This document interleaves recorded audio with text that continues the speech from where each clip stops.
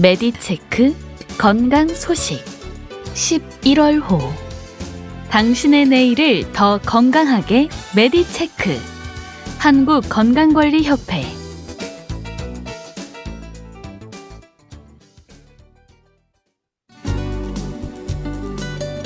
도전 건강결심 리포트 우리 몸의 기둥 척추 경추 건강 지키기 척추와 경추 건강은 전 세계적으로 고령화 사회에 돌입하고 생활 방식이 급속도로 바뀌면서 중요성이 더해지고 있다.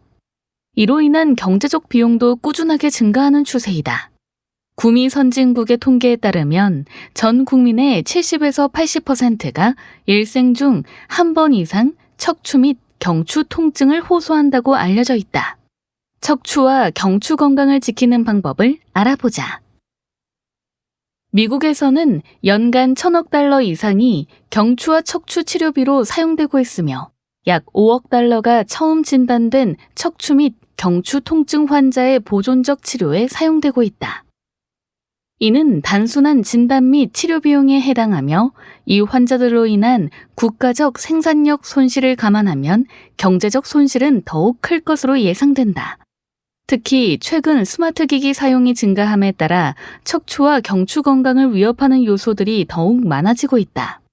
2012년 통계에 따르면 60억에 가까운 인구가 스마트폰을 사용하며 그중 65%는 하루에 최소 1시간 이상 스마트폰을 사용하는 것으로 알려졌다.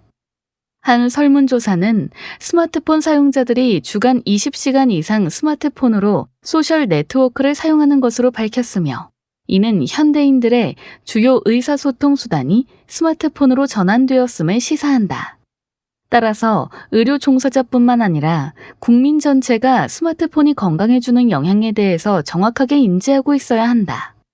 바른 자세의 중요성, 컴퓨터와 스마트 기기 사용 시 척추와 경추 건강을 지키는 방법, 그리고 흔히 발생하는 척추 질환의 종류와 치료, 예방법에 대해 알아보자. 척추의 퇴행성 변화를 늦추는 바른 자세. 바른 자세가 척추와 경추 건강에 중요하다는 것은 모두가 알고 있으나 그것이 왜 중요한지, 어떤 자세가 올바른 자세인지 정확하게 이해하고 있는 사람은 의사 중에서도 많지 않을 것이다. 바른 자세의 중요성을 이해하기 위해서는 먼저 척추에 대한 기본적인 이해가 필요하다. 척추는 기본적으로 7개의 경추, 목, 12개의 흉추, 등, 5개의 요추, 허리, 천추, 골반으로 되어 있으며 배 쪽은 천추의 몸통과 몸통 사이의 추간판, 즉 우리가 흔히 부르는 디스크로 구성되어 있다. 중반부와 후반부는 하나의 궁을 형성하여 그 내부에서 척수를 보호하고 있으며 후반부에서 후관절로 연결되어 있다. 체중을 지탱하기 위하여 추간판과 후관절에 적절한 압력이 배치되며 주변의 인대와 척추 기립근들이 이를 보조하고 있다. 자세에 따라 체중에 의한 압력의 분배가 달라지며 한쪽에 과중한 압력이 가해질 경우 해당 부위의 퇴행성 변화가 가속되게 된다. 바른 자세는 추간판과 후관절, 인대, 근육의 적절한 압력 분배를 이뤄 척추의 퇴행성 변화를 최대한 늦춘다.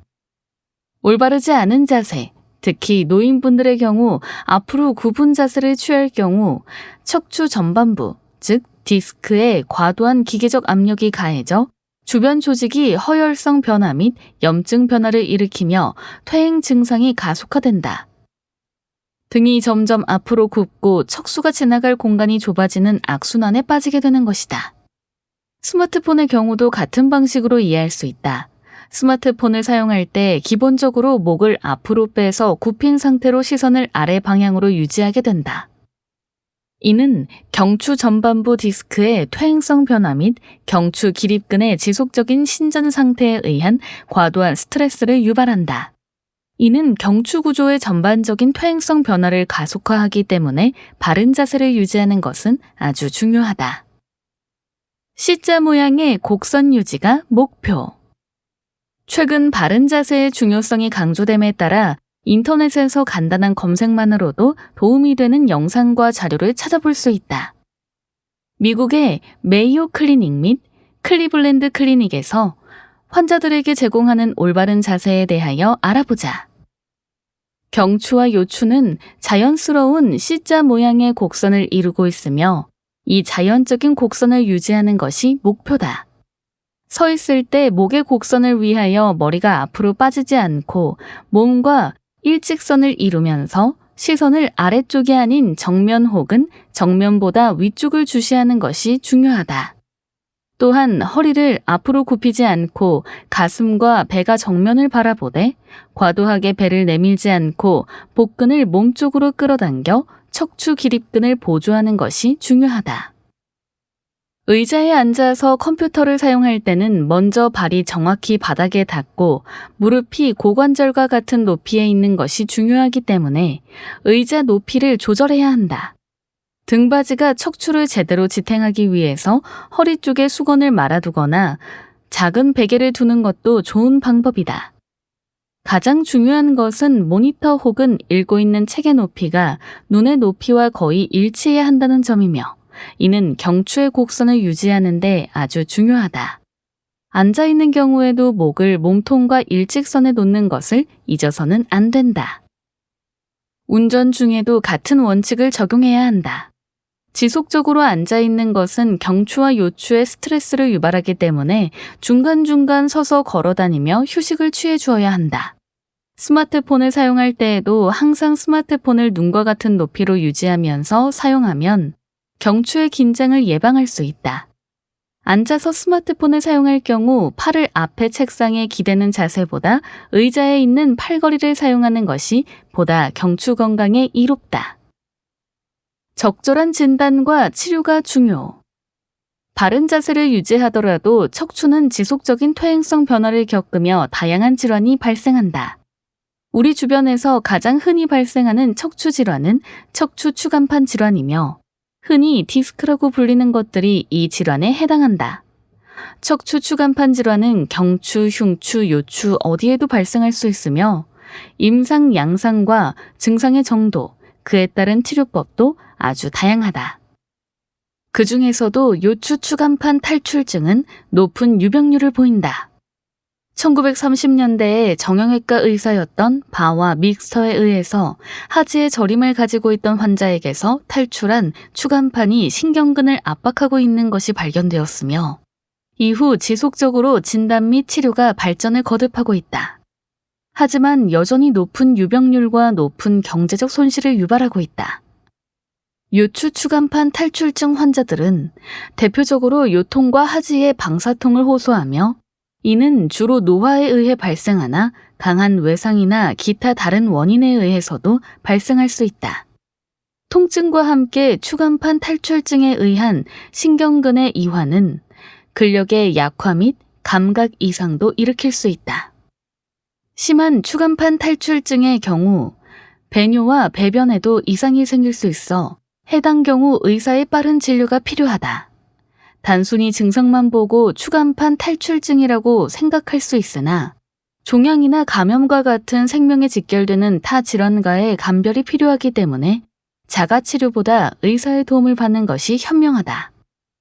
진단은 기본적으로 단순 방사선 사진, 컴퓨터 전산화 단층 촬영 CT로도 진행할 수 있으나 자기공명 영상검사 MRI가 다른 검사법에 비해 신경조직의 관찰이 우수하며 추간판 탈출증의 위치를 파악하는 데 매우 유용하고 타 질환과의 감별도 가능하기 때문에 가장 많이 쓰이고 있다.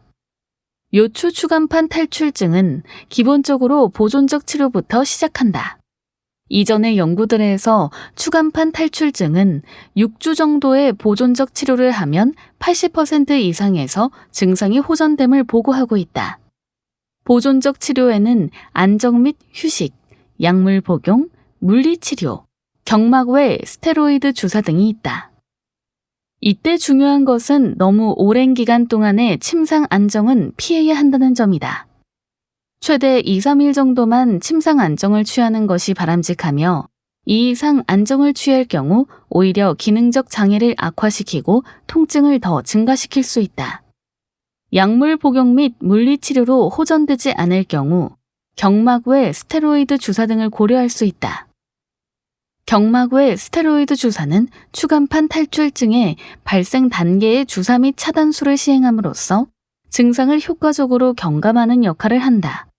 경막 외 스테로이드 주사는 근래 그 사용이 증가하고 있으며 최근 연구에서는 적어도 단기간에 있어서 방사통의 의미 있는 통증 경감과 기능의 개선이 증명되었다.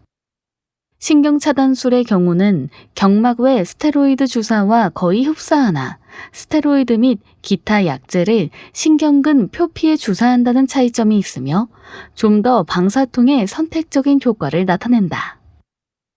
이러한 보존적 치료에 반응하지 않는 경우 수술적 치료를 선택할 수 있으며 최근 굉장히 다양한 수술 방법이 사용되고 있다.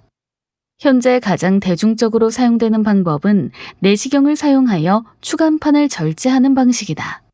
이 방법은 기존의 방식에 비해 피부 절개의 범위를 최소화하면서 척추 기립근의 손상이 줄어들고 수술 후 통증 및 출혈량이 적은 것으로 확인되었고 빠른 일상생활 복귀가 가능하며 부작용이 최소화되었다. 하지만 재발성 탈출증의 경우 이러한 방식이 제한될 수 있어 의사의 상담이 필요하다. 경추질환 치료는 좀 더 섬세하게. 경추에서도 추간판 탈출증이 자주 발생하며 경추질환 중에서 유병률이 가장 높다고 할 수 있다. 하지만 요추 추간판 탈출증과 임상 양상, 자연적인 경과 및 치료 방법에서 차이가 있어 구분이 필요하다. 경추 추간판 질환은 크게 3가지 임상 양상을 보이는데 이는 단독으로 혹은 같이 존재할 수 있다. 뒷목 통증을 호소하는 것이 대표적이며 범위는 후두부부터 견갑골 주변까지 굉장히 넓다. 뒷목 통증은 타 경추 질환에서도 발생할 수 있으며 그 양상이 매우 다양하기 때문에 뒷목 통증이 있다고 하여 추간판 질환이라고 단정하기보다는 의사와의 상담을 통해 그 원인을 차근차근히 찾아가는 것이 중요하다. 경추 추간판 탈출증 환자는 신경근증에 해당하는 증상을 호소할 수 있는데 이는 요추의 추간판 탈출증과 비슷하게 상지의 어느 한 구역으로 방사되는 통증을 의미한다.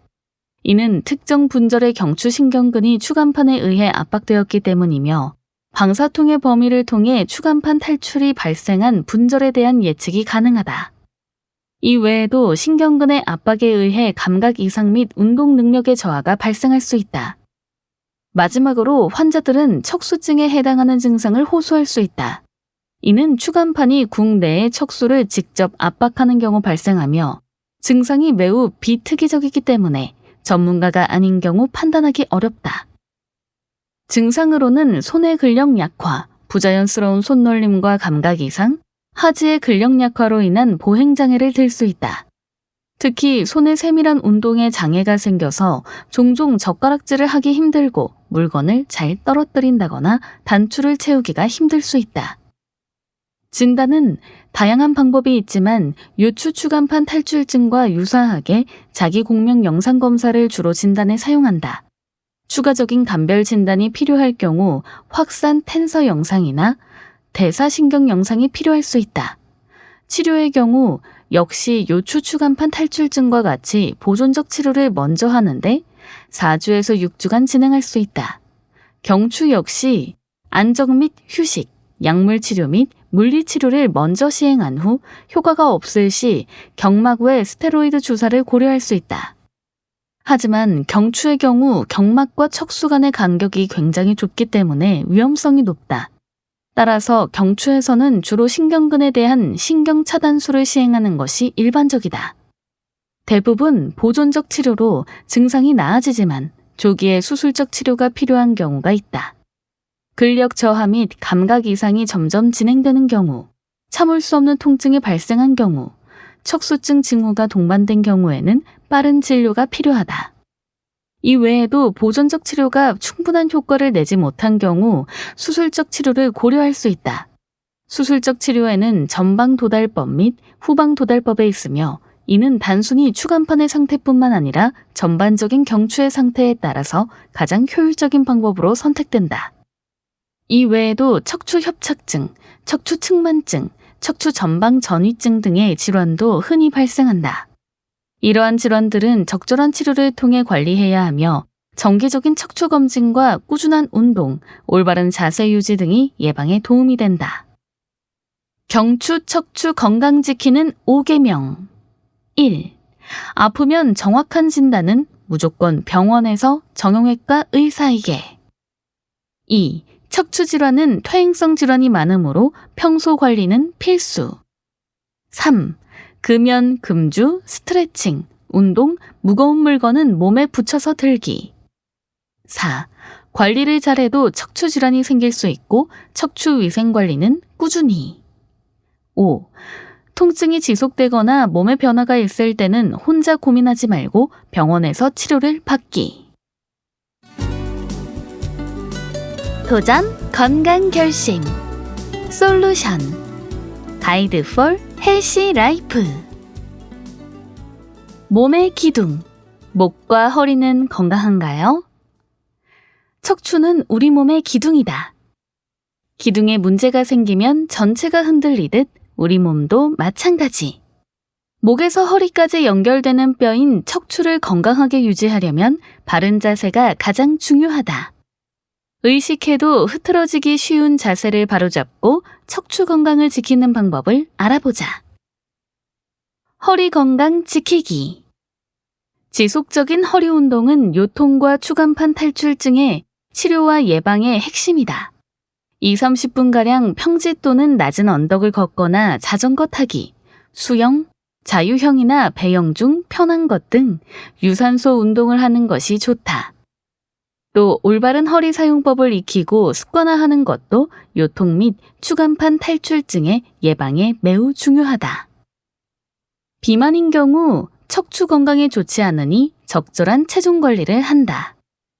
흡연은 요통이나 좌골신경통의 중요한 위험 인자로 알려져 있으므로 흡연자의 경우 금연할 것을 권고한다. 물건을 들 때에는 항상 몸에 가깝게 붙여서 들고 무릎을 굽히고 허리는 편 자세를 유지하며 허리를 구부리면서 비틀지 않는다. 앉을 때에는 등받이가 약간 뒤로 기울어진 의자에 허리를 펴고 앉는다. 의자에 깊숙이 앉아 엉덩이를 등받이에 대어야 하며 20-30분에 한 번씩 일어나서 스트레칭을 한다. 팔걸이가 있고 뒤꿈치가 땅에 닿는 높이의 의자가 좋다. 서 있을 때에는 한쪽 발을 낮은 발판이나 상자 등에 올려놓으며 작업대를 편안한 높이에 오도록 하고 작업한다. 운전할 때에는 좌석을 운전대에 가깝게 당기고 무릎 쪽을 높게 하며 허리에 쿠션을 받쳐서 지지한다. 잘 때에는 비교적 단단하되 약간의 쿠션이 있는 매트리스 등을 사용하며 무릎 밑에 베개를 받치거나 옆으로 돌아 누워서 잔다. 거북목 증후군에서 멀어지기. 근력 강화 및 스트레칭을 이용한 기본 운동과 안정성 운동을 병행한다. 근육 강화는 주로 목 앞쪽의 속근육과 등 뒤쪽 날개뼈 사이의 근육을 강화하는 것으로 턱을 당기거나 날개뼈를 모으는 동작을 약 20에서 30초간 유지한다. 스트레칭은 주로 목 뒤쪽 근육과 앞쪽 가슴 근육을 강화하는 것으로 스마트폰 사용 중 3-40분마다 약 10회씩 목을 가볍게 돌리고 약 10에서 30초간 목 전후면의 근육을 늘린다. 목 주변 근육 스트레칭은 근육이 가볍게 늘어난다는 느낌으로 시행한다. 목 주변 근육을 팔다리 근육 스트레칭을 할 때처럼 뻐근한 느낌이 들 정도로 과도하게 늘리면 오히려 부상이 발생할 수 있다. 안정성 운동은 탄력 밴드를 이용한 운동이 대표적이다.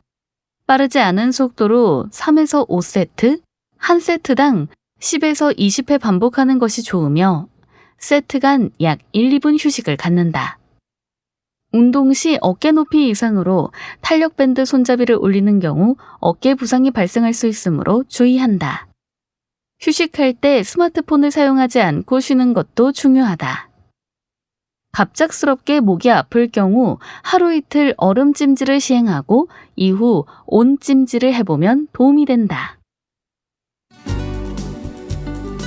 실천 건강 생활. 건강하게 나이 들기. 노년기에 효과적인 건강검진. 연말이 가까워지면 미뤄둔 건강검진을 받기 위해 분주해진다. 노인들은 언제까지 어떤 항목의 검진을 받아야 할까? 연령대별로 필요한 검진 항목을 확인해 노인의 건강을 효과적으로 관리할 수 있는 검진 방법을 알아보자. 여름이 지나 찬바람이 불어오면 벌써 한 해가 가는구나 싶고 나이가 들어간다는 생각에 건강에 대한 걱정도 늘어난다. 특별히 어디 아픈 데가 있는 건 아니지만 체력이 어쩐지 예전만 못한 것 같고 기억력도 약해지는 것 같다. TV나 유튜브를 켜면 각종 건강 정보가 넘쳐나고 건강식품에 대한 광고와 판매가 넘쳐난다. 어느 집이나 식탁 위에 다양한 비타민 보조식품이 한두 가지 이상 놓여 있다. 가끔씩 들려오는 친구나 친척의 부고나 질병 소식을 들으면 겁이 덜컥 나기도 한다. 이럴 때 한 번쯤 건강검진을 받아볼까 싶기도 하지만 일단 병원에 가는 것이 두렵고 검사를 받는 것도 힘들고 비용에 대한 걱정도 되다 보니 귀찮아서 포기하고 지내기가 일쑤이다. 그렇다면 건강검진이란 무엇인가? 왜 해야 하는지, 어떤 사람을 대상으로 하는지, 또 이를 통해 얻을 수 있는 이익으로는 무엇이 있을까? 우리나라는 국가에서 2년에 한 번마다 건강보험 가입자에게 최소한의 검진을 무료로 제공하고 있다. 이런 프로그램만으로 과연 충분한지, 이를 통해 얻을 수 있는 건 무엇인지 궁금해지기 마련. 건강검진이란 건강할 때 혹은 질병이 진행되었지만 증상이 밖으로 드러나지 않은 초기에 발견해서 조기 치료를 하고 이를 통해 사망률을 낮추고 삶의 질을 올리기 위해 하는 예방적인 과정이다. 독감, 폐렴, 최근에는 코로나19와 같은 감염병을 예방하기 위해 백신을 맞는 것처럼 각종 질환을 미리 찾아내기 위해 다양한 의학적 기법으로 검사를 진행하는 것인데 여기에는 고려해야 할 사항들이 있다. 검진의 위험과 필요성을 고려. 백신을 맞을 때 효과와 부작용을 따져봐야 하듯이 건강검진 때도 검사 자체의 위험과 필요성을 고려해야 한다. 예를 들자면 암 검진을 위해 CT 촬영을 한다면 방사선 노출에 대한 위험과 이를 통해 얻는 조기 발견의 이익을 비교해야 하고 위장 또는 대장 내시경을 한다면 출혈, 통증, 파열 등과 같은 부작용과 소화기 암의 조기 발견에 대한 이익을 비교해야 하는 것이다.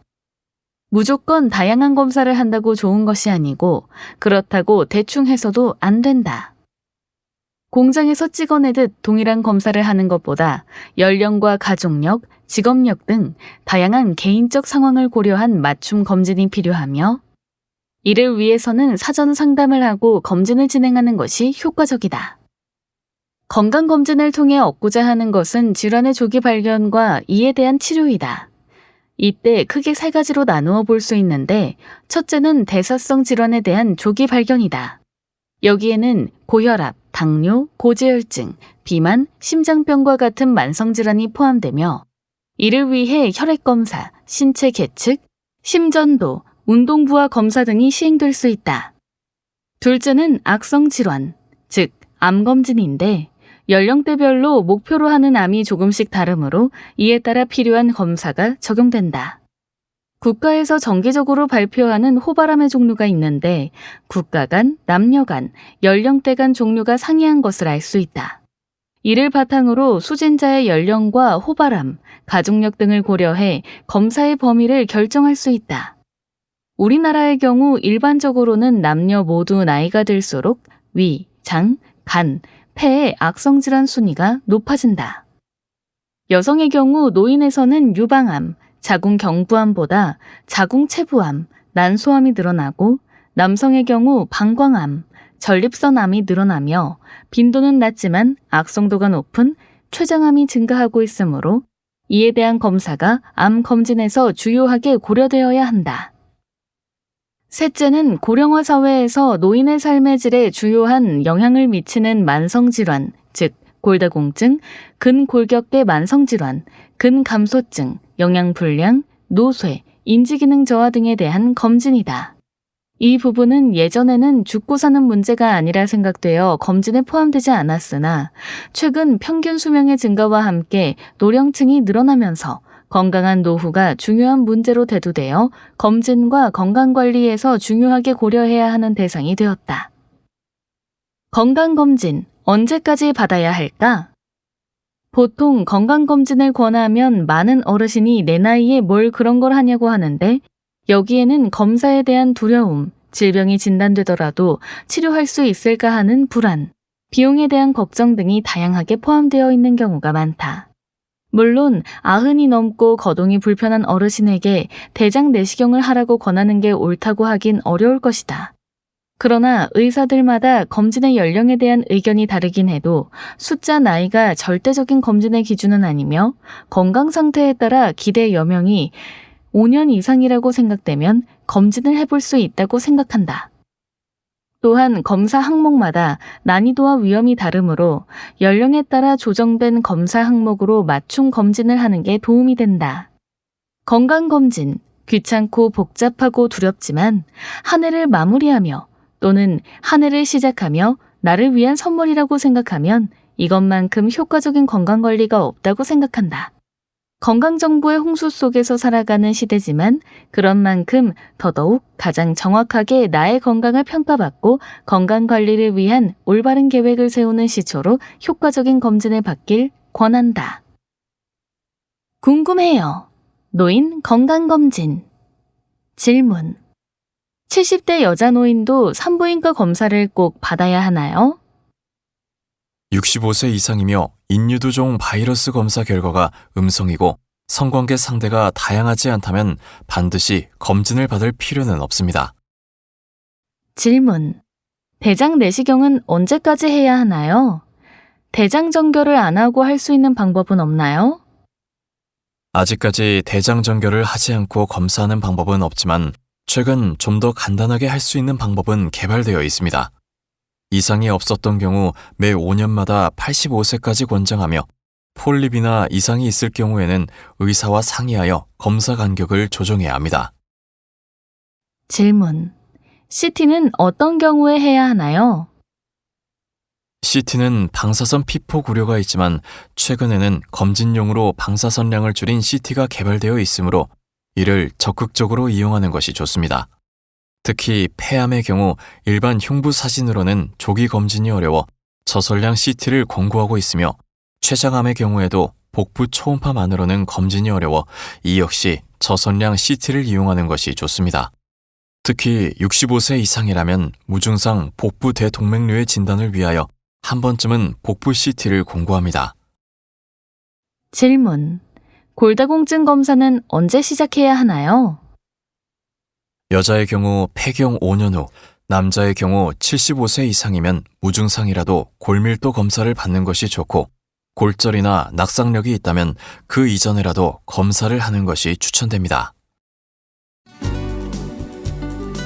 실천 건강생활 2030 건강. 커피와 건강. 아침이면 맑은 머리를 위해서 한 잔의 커피가 절실한 이들이 많다. 평균적으로 일반 커피 한 잔에는 카페인이 125mg 함유돼 있다. 한 모금 마시는 순간 온몸으로 퍼지는 카페인이 정신을 각성시킨다. 우리나라 성인 1인당 커피 소비량은 2018년 기준 연간 353잔으로 세계 평균의 3배에 달할 만큼 커피와 사랑에 빠져 있다. 커피는 어떤 경우에 건강에 유익하고 또 주의가 필요할까? 커피가 건강에 미치는 이로운 효과. 스웨덴 연구팀이 50에서 74세 여성 5,929명을 대상으로 분석한 결과를 보면 커피를 하루 5잔 이상 마시는 여성은 유방암 발생 위험이 33%에서 57%가량 낮아지는 것으로 나타났다.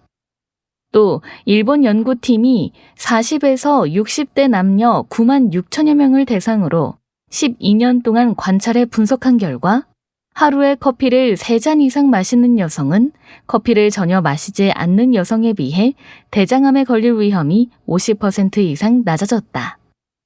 최근에는 커피가 전립선암 및 피부암 위험도를 낮출 뿐 아니라 심지어 속쓰림의 원인이 될 수 있는 커피가 위암 위험도도 낮출 수 있다는 연구가 발표되기도 했다. 미국의 의사와 간호사를 대상으로 진행한 대규모 연구에서도 하루에 3잔에서 5잔 정도의 커피를 마신 사람은 그렇지 않은 사람보다 심혈관 질환 위험도가 15% 낮은 것으로 나타났다. 이뿐 아니라 적절한 커피 섭취 시 파킨슨병, 성인 당뇨병, 뇌졸중에 따른 조기 사망 등의 위험이 줄어들고 자살 가능성도 낮아지는 것으로 나타났다. 커피가 건강에 이로운 효과를 보이는 정확한 기전은 아직 밝혀지지 않았지만 커피에 들어있는 폴리페놀의 일종인 클로로젠산, 트리고넬린, 멜라노이딘 등 생리활성 물질이 항산화와 항염증 효과를 내고 인슐린 저항성과 체내 염증을 줄여주기 때문인 것으로 추정된다. 커피의 부작용. 반대로 커피가 건강에 해롭다는 연구 결과도 있다. 직접적으로는 카페인의 각성 효과 때문에 숙면을 취하기 어려울 수 있고 두근거림과 불안을 호소하는 경우도 있다. 민감한 사람들의 경우 부정맥이 유발될 수 있고 일시적으로는 혈압이 올라갈 수도 있다. 또한 속쓰림과 소화장애 및 과민성 대장증후군을 유발하기도 한다. 특히 역류성 식도염을 앓고 있는 사람은 커피를 마시면 증상이 악화될 수 있다. 카페인이 식도 하부 괄약근을 느슨하게 해 위에 있던 내용물이 쉽게 식도로 역류하기 때문이다. 미국 네바다대 의대 연구팀의 발표 내용을 보면 커피를 하루 4잔 이상 마시면 임신 가능성이 25%가량 줄어드는 것으로 나타났다. 연구팀은 커피에 든 카페인이 난자의 이동을 방해하기 때문에 나타나는 현상이라고 추정했다. 또한 임신 기간 중 커피의 과다한 섭취는 저체중아 출산이나 유산의 위험을 올릴 수 있다는 연구도 있으니 주의가 필요하다. 커피에 든 카페인이 잠을 방해해 결국 비만에 이르게 될 가능성도 제기되며 어린이의 뼈 성장을 방해한다는 연구 결과도 있다. 커피와 뼈 건강. 커피가 뼈 건강에는 어떤 영향을 끼칠까? 커피에 포함된 카페인은 위장에서의 칼슘 흡수를 막아 소변에서 칼슘이 빠져나가면서 뼈 건강에 안 좋은 영향을 미친다고 알려져 있다. 반면 커피에 있는 항산화 성분 및 항염증 성분과 식물성 에스트로겐 성분은 뼈 건강에 이로운 효과를 줄 수 있을 것이다. 우리 연구팀은 그동안 커피 섭취와 골절의 관련성을 살펴본 기존 연구들을 모두 취합해서 종합적으로 분석하면서 뜻밖의 사실을 알게 됐다. 15편의 역학 논문들을 살펴본 결과 커피를 많이 마시면 여성에서는 골절 위험도가 14%까지 증가할 수도 있지만 남성의 경우에는 오히려 24% 정도 감소하는 것으로 나타났다. 여성의 경우에도 갱년기 이후에는 커피 섭취가 골절 위험도와는 상관이 없었다. 특히 폐경 후 여성 4,066명의 커피와 골밀도의 관계를 살펴보았는데 커피를 하루 2잔 이상 마시는 경우가 전혀 커피를 마시지 않는 그룹보다 뼈 건강이 더 좋은 것으로 나타난 것이다. 물론 지금의 연구들만 가지고 커피가 뼈 건강에 도움이 된다고 확실하게 장담할 수는 없다. 다만 커피가 뼈 건강에 나쁘다는 기존의 통념이 정말 맞는지에 대해 좀 더 확인이 필요하다는 의문을 제기한 것만으로도 커피 애호가에게는 나쁘지 않은 소식이 될 것 같다. 현재까지 적절한 커피 섭취는 건강에 이득이 될 수 있어 보인다. 하지만 너무 과도한 섭취는 이득을 넘어서 부작용 등을 유발할 수 있기 때문에 주의가 필요하다. 식품의약품안전처에 따르면 카페인 최대 1일 섭취 권고량은 일반 성인 기준 400mg이며 임산부는 태아의 건강을 위해 300mg 이하를 권유한다. 청소년의 경우에는 체중 1kg당 2.5mg을 권장하고 있다. 이러한 권고량을 지키기 위해선 하루 2-3잔 정도 마시는 게 적당하다. 무엇이든 과유불급이라고 커피도 예외는 아니다. 실천 건강 생활 똑똑한 육아. 혹시 우리 아이가 우울증? 아이가 어느 순간부터 예전과는 조금 다르게 짜증을 부리거나 예민한 반응, 심한 감정 기복을 보인다면 우울증이 아닐지 생각해 볼 필요가 있다. 두통이나 복통, 어지러움 등의 신체 증상을 호소하거나 집중을 못하고 안절부절 못하기도 한다. 갑작스러운 행동 변화가 있거나 몸이 아프다고 한다면 꾀병이라고 치부하기 전에 면밀히 살펴볼 필요가 있다. 어린아이라고 우울증이 없을 거라는 생각은 금물이다. 아이들도 또래 관계나 가족 관계에서 스트레스를 받고 우울증에 걸리기도 한다. 우리 아이의 마음, 어떻게 살펴야 할까? 1960년대까지만 해도 소아청소년 우울증에 대해 학계의 인식은 모호했다. 하지만 1970년도 아동 청소년기의 우울 상태라는 제목으로 개최된 제4차 유럽 소아정신과 연합학회에서 소아청소년 우울증이 소아청소년 정신질환의 상당한 부분을 차지한다는 결론이 발표된 이후부터 이에 대한 인식이 변화하기 시작했다. 미국 질병통제예방센터에서는 2020년 12세에서 17세 연령의 소아와 청소년 중 약 19.4%가 우울증 또는 우울증과 관련된 증상을 경험했다고 보고하였다. 국민건강보험공단의 아동 청소년 우울증 및 불안장애 진료 현황에 따르면 최근 4년간 우울증과 불안장애로 진료받은 18세 이하 아동 청소년이 약 21만 명에 달하는 것으로 나타나 국내에서도 상당수의 소아청소년들이 정서적인 어려움을 겪고 있는 것으로 확인됐다.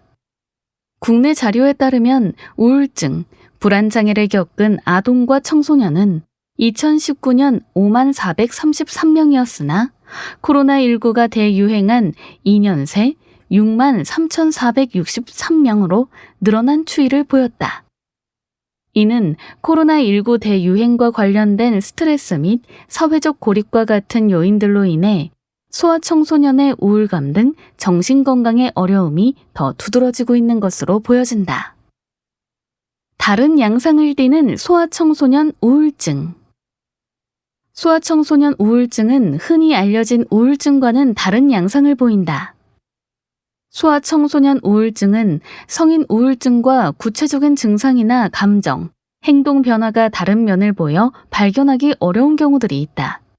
흔히 관찰되는 증상으로 슬픈 모습, 다양한 신체적 호소, 초조함, 분리불안, 공포감이 있으며 연령이 높아질수록 무쾌감증, 절망감, 망상 및 정신운동지연의 발현 빈도가 늘어난다. 우울감, 집중력 부족, 수면장애, 자살사고는 모든 연령에서 동일한 빈도로 나타나는 것으로 알려져 있다.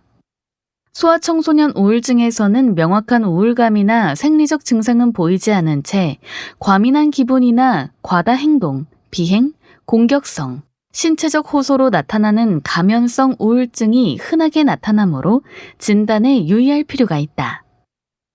치료 효과 높지만 재발도 잦은 특징. 소아청소년 우울증의 경우 90% 이상이 주요 우울 사파에서 1에서 2년 내에 회복하는 것으로 알려져 있지만 증상의 재발이 매우 잦은 것으로 알려져 있다. 소아청소년 시기에 우울증을 진단받은 경우 청소년기와 성인기까지 추적 관찰해 보았을 때 우울 증상의 빈도, 자살 시도 등의 발병률이 일반 인구에 비해 높고 사회 적응에 어려움을 겪었다는 보고가 있기도 하다. 따라서 소아청소년 우울증을 경험하는 경우 치료적인 개입을 시기적절하게 하는 것이 매우 중요하다.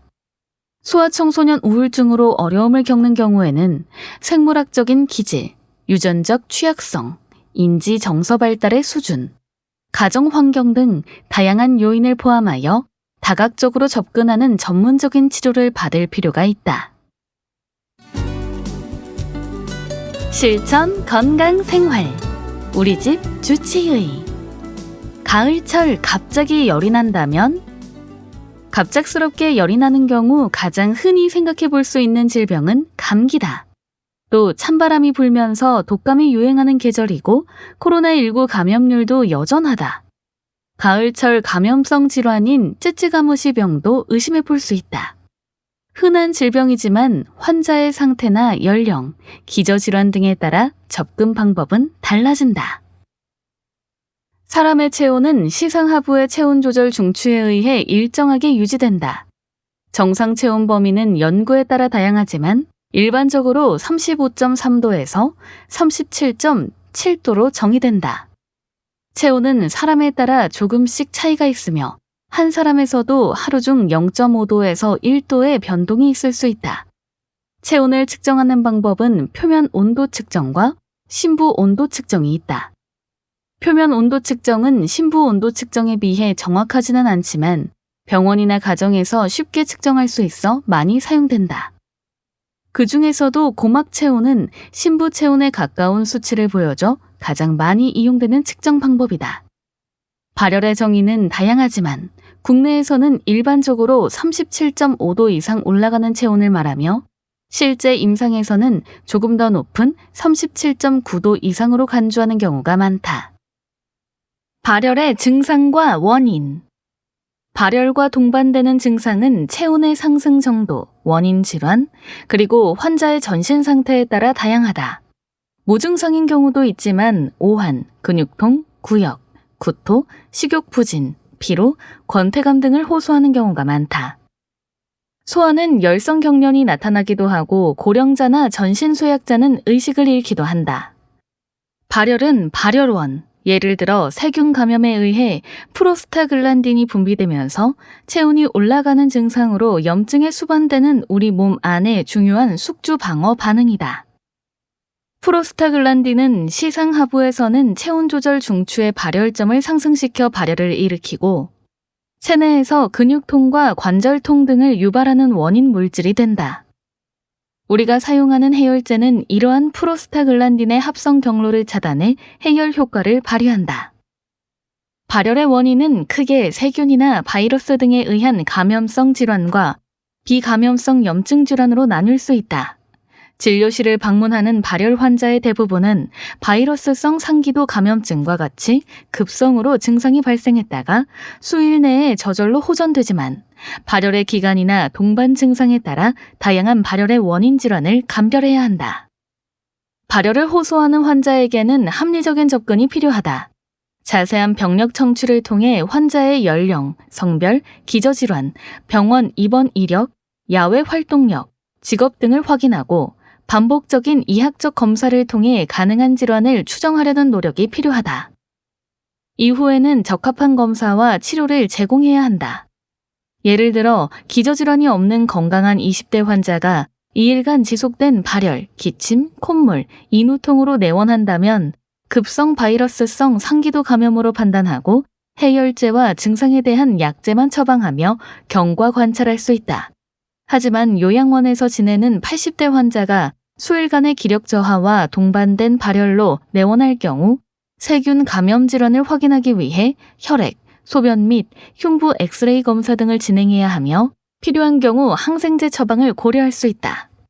가을철 발열로 진료실에 내원하는 환자들에게서 주로 볼 수 있는 질환에 대한 접근 방법과 대처 방안은 다음과 같다. 가장 흔한 감기. 감기는 호흡기 바이러스에 의한 상기도 감염을 말한다. 바이러스에 감염된 지 1일에서 3일이 지나면 콧물, 코막힘, 인후통, 기침, 근육통 등의 증상이 발생하며 발열이 동반되는 경우도 있다. 감기를 일으키는 호흡기 바이러스는 200여 개 이상이 있으며 그중 가장 많은 비율을 차지하는 것이 리노바이러스다. 감기는 감기 환자의 분비물에 직접 접촉하거나 재채기나 기침을 통해 외부로 배출된 감기 바이러스가 주변 사람의 입이나 코에 닿아 전파될 수 있다. 감기는 검사를 통해 진단하는 것이 아니라 병력 청취와 진찰을 통해 진단한다. 특별한 치료가 없기 때문에 증상에 대한 조절을 하며 경과 관찰하는 것이 필요하다. 감기 증상이 10일 이상 호전되지 않거나 호전되던 중 다시 악화되는 경우에는 세균에 의한 중이염, 폐렴, 부비동염 등의 합병증이 발생했을 가능성이 있기 때문에 이러한 경우 병원을 방문해야 한다. 고열이 특징인 독감. 독감은 인플루엔자 바이러스에 의한 호흡기 감염 질환이다. 고열을 특징으로 하며 인후통 및 기침 등의 호흡기 증상이나 두통, 근육통, 전신 쇠약감 등의 전신 증상을 동반한다. 독감은 원래 우리나라에서 매년 늦가을부터 초봄까지 유행하는 감염 질환이었다. 코로나19가 유행하는 동안 마스크 착용 및 사회적 거리두기로 인해 발생이 많이 줄었지만 코로나19 관리 완화와 함께 다시 유행할 가능성이 있어 주의가 필요하다. 독감을 진단하는 검사 방법 중 일반적으로 진료실에서 많이 사용되는 것은 인플루엔자 바이러스 신속 항원 검사와 유전자 검사다. 독감은 건강한 젊은 성인의 경우 항바이러스제 투약 없이 자연 회복될 수 있으나 면역이 저하된 사람은 폐렴 등의 합병증 발생이나 사망에 이를 수 있는 중요한 질환이다. 따라서 만 9세 이하 소아, 임신 또는 출산 2주 이내 산모, 만 65세 이상 성인 면역 저하자, 대사장애, 심장질환, 폐질환, 신장기능장애, 간질환, 혈액질환, 신경계 질환 및 신경 발달 장애를 가지고 있거나 장기간 아스피린 치료를 받고 있는 만 19세 이하 환자 등에서는 항바이러스제 투약이 필요하다. 증상 발생 48시간 이내에 투약해야 효과가 있지만 진행하는 증상이 있는 경우에는 48시간이 지났어도 투여할 수 있다. 여전히 조심해야 하는 코로나19. 코로나19는 코로나 바이러스에 의한 호흡기 감염 질환이다. 감염은 주로 감염자의 비말에 있는 코로나 바이러스가 다른 사람의 호흡기나 눈, 코, 입의 점막으로 침투될 때 전파된다. 감염될 경우 최소 1, 2일에서 최장 2주 정도의 잠복기를 거친 뒤 증상이 나타난다. 주로 발열, 인후통, 기침 등의 호흡기 증상을 호소하며 폐렴이 동반될 경우 호흡곤란을 호소하기도 한다. 그 외에도 피로, 식욕 감소, 미각 또는 후각 소실, 오심, 구토, 설사 등의 다양한 증상이 나타나지만 무증상 감염이 발생하기도 한다. 진단 방법으로 코로나19 유전자 검사와 신속 항원 검사가 있다. 코로나19는 독감처럼 건강한 젊은 성인에서는 항바이러스제 투약 없이 대증적인 치료를 한다. 발열이 있을 경우 해열제를 투여하고 기침이나 가래가 있을 시에는 진해제를 투여하는 것이다. 산소 치료가 필요하지 않은 경증의 만 60세 이상 환자, 만 12세 이상 기저질환자 또는 면역 저하자에서는 증상 발생 5일 이내에 팍스로비드나 라게브리오 투여가 필요하다. 폐렴 소견이 보이거나 산소 치료를 필요로 하는 환자는 주사 항바이러스제인 베클로리 투약이 필요하다. 가을철 가장 흔한 쯔쯔가무시병. 가을철 야외 활동과 관련하여 가장 흔하고 주의해야 할 질환 중 하나가 바로 쯔쯔가무시병이다. 쯔쯔가무시병은 오리엔티아 쯔쯔가무시균에 의해 발생하는 감염성 질환이다. 산이나 들판에서 주로 서식하는 설치류에 기생하는 털진드기 유충이 사람의 피부에 달라붙어 흡혈하는 과정에서 감염이 발생한다. 약 1주에서 3주의 잠복기가 지나면 갑작스러운 발열, 오한, 두통, 피부 발진, 결막 출혈 등이 나타난다.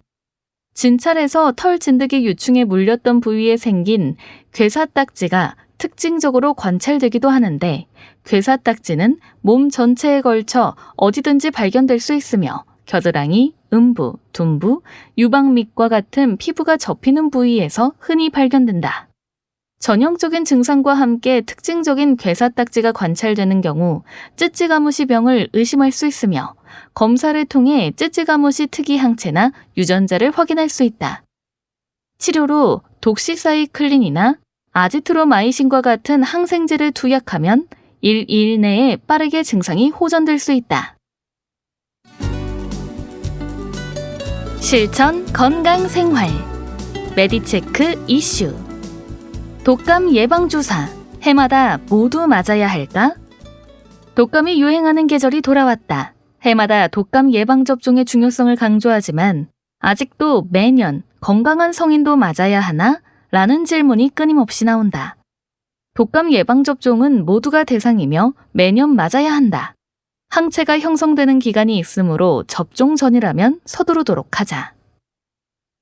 독감은 보통 11월부터 다음해 3월, 4월까지 유행하는 계절성 질환이지만 올해는 이례적으로 여름에도 독감 환자가 많이 발생했고 다른 호흡기 바이러스 감염 환자도 계절과 관계없이 많이 발생했다. 이로 인해 본격적으로 독감 유행이 시작하는 겨울이 되면 독감 환자가 얼마나 많이 발생할지 걱정하는 우려의 목소리가 높다.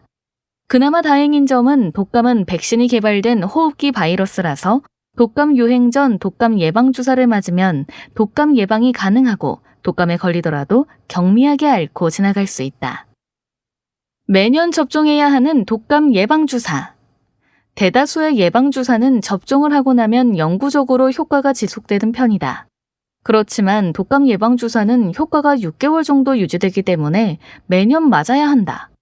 독감 예방 주사 효과가 짧은 이유는 독감의 원인이 되는 인플루엔자 바이러스가 변이를 거듭해 매년 다른 유형의 인플루엔자 바이러스가 유행하므로 작년에 맞은 독감 예방 주사에 항체가 있더라도 올해 독감은 예방하지 못하기 때문이다. 따라서 매년 어떤 유형의 인플루엔자 바이러스가 유행할지 예측하여 새로운 백신을 출시하고 있다. 접종 즉시 바로 예방 효과가 나타나는 것이 아니라 항체 생성까지 2주 이상 걸리므로 10월에서 11월 사이에 독감 예방 주사를 완료하는 것이 좋다. 모두가 독감 예방 주사 대상자. 독감 예방 주사는 생후 6개월이 지난 모든 사람이 접종 대상자다. 건강한 성인은 독감에 걸리더라도 적절한 치료를 받으면 대부분 호전되기 때문에 접종의 필요성을 못 느끼는 분들도 있지만 면역력이 떨어진 노인, 어린아이, 만성질환자 등은 독감이 폐렴 등 합병증으로 이어질 위험이 크다. 또 치사율이 0.5% 내외로 매년 독감에 의한 사망자가 다수 발생한다.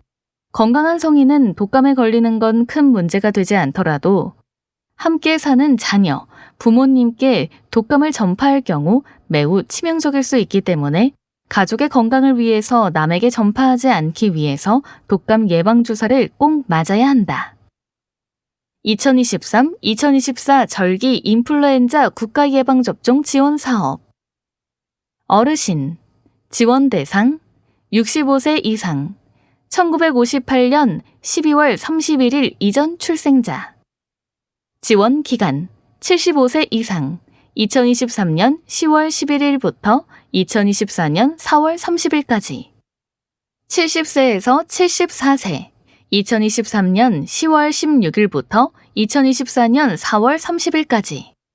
65세에서 69세, 2023년 10월 19일부터 2024년 4월 30일까지. 실시 기준, 이전 절기 접종력과 상관없이 매년 불활성화 백신 1회 접종. 어린이. 지원 대상. 생후 6개월부터 13세 어린이. 2010년 1월 1일부터 2023년 8월 31일 출생아. 주민등록과 실제 생년월일이 다른 경우 실제 생년월일 기준. 지원 기간. 2회 접종 대상.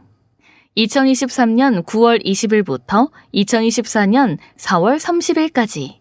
1회 접종 대상. 2023년 10월 5일부터 2024년 4월 30일까지. 실시 기준. 접종 가능 최소 연령 생후 6개월. 접종 횟수. 예방접종 1회. 단, 생후 6개월부터 9세 미만 어린이 중 다음 대상자는 2회 접종 지원. 인플루엔자 예방접종을 처음 하거나 이전 접종력을 모르는 경우 2023년 6월 30일 전까지 인플루엔자 백신을 총 1회만 접종한 경우. 임신부, 지원 대상, 임신 여부 확인 가능한 산모 수첩, 임신 확인서 등 서류 제시, 임신 주수 무관. 지원 기간, 2023년 10월 5일부터 2024년 4월 30일까지. 실시 기준, 이전 절기 접종력과 상관없이 매년 불활성화 백신 1회 접종. 임신부 인플루엔자 백신 접종 후 안전성. 전 세계적으로 수백만의 임신부들에게 여러 해 동안 인플루엔자 예방접종이 안전하게 이루어졌다. 국외에서 시행된 임신부 인플루엔자 예방접종 후 안전성에 대한 연구 결과 유산이나 조산, 저체중 출생 등 출산 관련 합병증과는 관련성이 매우 낮았다. 세계보건기구 및 국내외 국가들은 인플루엔자 유행 시기에 임신 주수와 상관없이 예방접종을 권장하고 있다. 알아두면 쓸데있는 예방접종 상식. 질문. 인플루엔자 백신을 접종하면 감기도 예방할 수 있나요? 인플루엔자는 흔히 독감이라고 불리기 때문에 감기와 같은 병으로 생각하는 경향이 있는데 같은 급성 호흡기 감염증이라도 독감과 감기는 다른 병입니다. 독감은 인플루엔자 바이러스가 호흡기, 코, 인후, 기관지, 폐 등을 통하여 감염되어 생기는 병으로 심한 증상을 나타내거나 생명에 위험한 합병증, 폐렴 등을 유발할 수 있습니다. 감기는 다양한 감기 바이러스에 의해서 발생하는 급성 호흡기 질환입니다. 질문. 인플루엔자 예방접종은 얼마나 효과가 있나요? 인플루엔자 예방접종은 건강한 젊은 사람에서는 약 70에서 90%의 예방 효과가 있으며 인플루엔자 백신은 접종 후 약 2주가량 지나 방어 항체가 형성되고 개인에 따라 차이가 있지만 평균 6개월가량 3에서 12개월 면역 효과가 지속됩니다. 질문. 인플루엔자 예방접종은 언제 하는 것이 좋은가요? 인플루엔자 예방접종은 10월에서 11월에 하는 것이 좋습니다.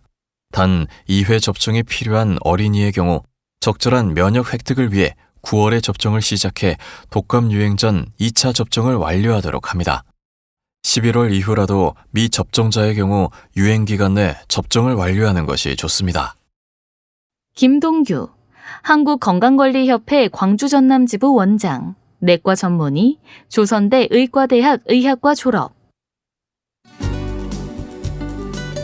함께 건강건협. 건강한 만남. 사랑 많은 남자, 사랑 많은 남자. 오정세. 배우 오정세의 아내는 많은 사람이 있다. 톱스타도 있고 자폐 스펙트럼을 가진 중년 남자도 있고 악귀를 쫓는 민속학자도 있다. 매 작품마다 다른 사람을 창조해내는 그는 그야말로 팔색조라는 말이 어울리는 배우다. 김지훈 감독의 캐스팅? 풀리지 않는 수수께끼. 김지훈 감독님이 저를 호세 역할로 선택한 이유는 풀리지 않는 수수께끼라고 생각합니다. 인터뷰 자리에 있던 모두가 웃음을 빵 터뜨리고 말았다. 호세는 지난 추석 연휴 시즌 개봉한 김지훈 감독의 영화 거미집에서 오정세가 연기한 배역의 이름이다. 70년대 영화 현장을 배경으로 한 이 영화 속에서 오정세는 당대의 톱 영화배우이자 바람둥이인 강호세 역으로 극을 이끌었다. 회사로 책이 들어왔는데 김지훈 감독님이다 했어요. 신나서 감독님의 사무실을 찾아갔죠. 초창기 때부터 감독님을 좋아했거든요. 사실 좋은 놈, 나쁜 놈, 이상한 놈 때도 감독님께 노크를 했었는데 캐스팅이 안 됐었어요.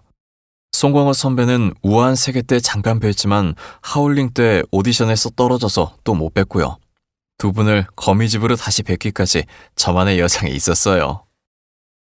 배우 오정세가 관객들에게 각인된 첫 작품은 아마도 영화 남자 사용 설명서일 것이다.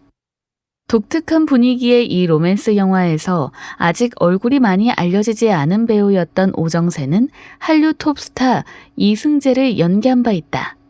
약 10여 년 만에 시대와 배경은 다르지만 톱스타 역할로 되돌아온 셈이다. 정수정, 크리스탈과의 러브라인. 일단 사과의 말씀을. 거미집에서 강호세는 아내가 있으면서도 신인 여배우인 한유림, 정수정 분과 바람을 피우는 바람둥이 스타 배우다. 딴 여자에게 한눈을 파는 유부남이라는 설정은 어쩐지 KBS ETV 인기 드라마 동백꽃 필 무렵 속 그가 연기했던 노규태 캐릭터를 떠올리게도 한다. 동백꽃 필 무렵의 규태는 외로움으로 꽉 찬 인물이었어요. 향미한테 감정적으로 좋아서 간 게 아니라 외로워서 간 거거든요. 기본적으로 사랑이 아닌 외로움에서 출발한 친구였어요. 그런데 호세는 사랑이 많아서 바람둥이가 됐어요. 보시는 분들은 결이 같다 느끼실 수 있지만 저는 분명 다른 지점에서 접근했었죠. 일상과는 다른 지점을 경험할 수 있는 바람둥이 연기가 재밌지 않았냐는 질문에 오정세는 불편함이 더 있다고 대답했다. 연기를 위해 고민할 지점이 많기 때문이다. 그래도 앞서 연극 라이어에서 바람둥이 연기를 했던 경험이 큰 도움이 됐다. 바람을 피우는 사람의 정서는 신나는 것보다 불편함이 더 커요. 연극 라이어를 할 때 그 연극을 초연한 연출분이 그런 얘기를 해주신 적이 있어요. 원작은 두 사람을 사랑하는 한 사람의 아픔으로 시작한다고요. 거미집 호세도 그런 톤으로 접근했어요. 그런 경험 덕에 쉽게 캐릭터를 잡을 수 있었어요. 이번 영화에서 오정세의 상대 역은 걸그룹 FX 출신 배우 정수정이다. 그는 영화 속에서 정수정과 러브라인을 형성할 뿐 아니라 극중 극인 흑백 영화 거미집을 위해 배드신을 촬영하기도 했다. 더불어 공사라 불리는 배드신용 분장을 한 파격적인 모습을 보여주기도 한다. 이에 대해 이야기를 꺼내자 오정세는 일단 사과의 말씀을 드린다고 오늘 때 웃음을 줬다. 시사회 때 영화를 같이 보고 있었는데 관객들이 자신도 모르게 육성으로 어우 뭐야 하시는 걸 들었어요. 앞에 가서 죄송하다고 하고 싶더라고요. 사실 한유린과 강호세는 러브라인이라고 생각하지 않아요. 배드신도 감정이 들어간 배드신이 아닌 기능적인 신이었고 강호세만의 러브라인이죠. 목적지 없는 곳으로 가는 사람의 감정이랄까요? 주연의 부담? 그보단 인물에 충실하려고 노력. 오정세는 이제 어느 작품에서나 환영받는 명품 배우다. 김주은 감독과 선배 송강호 두 사람과 함께 영화를 찍기까지 자신만의 여정이 있었다지만 결국 오랜 시간을 기다리고 거쳐 그 자리에 함께 섰다. 중요한 건 꺾이지 않는 마음이라는 영화가 주는 메시지와 그의 여정이 어쩐지 맞닿는 듯했다. 당분간 거미집은 오정세에게 인생 영화로 남을 예정이다. 인생 영화는 매번 바뀌지만 지금 제 인생 영화는 많은 여정을 걸어 좋은 배우들과 함께하게 된 거미집인 것 같아요. 개인적으로 생각할 거리가 있었고 영화에 대한 낭만이 묻어나는 작품이고 현장이었어요. 위치나 상황이 달라진 만큼 배우 오정세가 져야 할 무게는 더 클 것이다. 하지만 오정세는 애써 그런 부담감에 대해 고민하거나 떨쳐내려고 노력하지 않는다고 했다. 주연이라서 가져야 하는 책임감이 있지만 이것 때문에 다른 생각을 하지는 않으려고요. 오로지 저는 인물, 작품, 제가 해야 할 것에만 충실하려 하고 있어요. 오로지 하나, 그가 지키려는 초심은 이런 것이다. 그냥 즐겨야지 하는 생각이에요. 즐겁게 해야지. 제게 연기라는 건 좋아하고 즐기려고 시작한 일이라 그렇게 계속해 나가고 싶다고 생각해요. 근력을 기르려고 노력해요. 배우 오정세는 2022년 한 인터뷰에서 2023년 이루고 싶은 소망으로 건강을 꼽았다. 그래서 웨이트와 필라테스를 시작했다고 전했다. 근력을 기르고 건강하게 살기 위해서 운동을 시작했으며 배우로 더 오래 남기 위해 건강한 몸을 유지하고 싶다고. 웨이트와 필라테스를 병행할 경우 큰 근육부터 작은 미세 근육과 코어 힘을 기를 수 있어 탄탄한 몸을 유지하는 데 도움이 된다. 함께 건강 건협, 즐거운 산책. 여주에서 만난 한가로운 풍경. 가을 정취에 흠뻑 빠지고 싶다면 여주로 떠나보자. 자연이 빚어낸 풍경과 오랜 세월 시간의 기록을 간직한 장소에서 여유와 마주할 수 있다. 스치듯 지나가는 가을을 붙잡고 기념사진이라도 한 장 남겨보자. 소원도 빌고 경치도 감상할 수 있는 신륵사. 신라시대 천년고찰인 신륵사는 아름다운 경관과 많은 유물 유적을 간직하고 있는 것으로 이름나 있다. 그 중에서도 남한강이 내려다 보이는 절벽누각인 강월헌과 어우러진 풍경은 단연 으뜸이다. 특히 보름달이 떠오르는 밤에는 달빛과 강물이 더욱 아름다운 풍경을 빚어내 고려말 학자인 목은 이색 선생과 공민왕사 나홍 스님이 강월헌에서 강물에 비치는 달빛을 보며 정담을 나눴다는 이야기가 전해 내려온다. 신륵사에서 또 하나 놓칠 수 없는 볼거리는 660년 된 은행나무다. 신륵사 은행나무는 660년 전 고려말 나홍 스님이 심은 것으로 전해지며 관세음 보살이 나타난 듯한 모습으로 유명해져 많은 사람이 소원지를 나무에 달아 소원을 비는 명소가 되었다. 세종대왕의 어리기 뜬 세종영릉. 여주에 있는 세종대왕릉은 우리가 잘 아는 조선조 제4대 세종대왕과 소원왕후 심씨의 합장릉이다. 세종대왕 유적관리소 내에 조선 세종영릉과 효종영릉과 세종대왕 역사문화관이 조성되어 있다. 세종왕릉은 조선 왕조의 능제를 가장 잘 나타내는 능의 하나로 합장릉임을 알 수 있는 2개의 혼유석이 있으며 봉분 둘레에는 돌 난간이 세워져 있고 12개의 석주에는 12간지가 문자로 새겨져 있다. 능의 정중앙에는 8각의 장명등이 있으며 주위로는 석호, 석양, 석마, 문인석, 무인석, 망주석이 배치되어 있다. 능 밑에는 제사를 지내는 정자각과 제사 때 음식을 준비하던 수락관, 능을 지키는 관리가 살던 수복방이 있다. 정문으로 들어서면 좌측에 해식의 자경로, 관천대, 치국이, 혼천이 등 세종대왕이 만든 각종 과학기구가 복원되어 있으며 세종전에는 대왕의 업적과 관련된 여러 가지 유물과 자료들이 전시되어 있다. 인생샷 건질 수 있는 파사성. 파사성은 파사산의 능선을 따라 쌓은 석축 산성이다. 신라 제5대 임금 파사왕 때 처음 쌓기 시작했고 임진왜란 때 성을 개축하였다고 알려져 있다.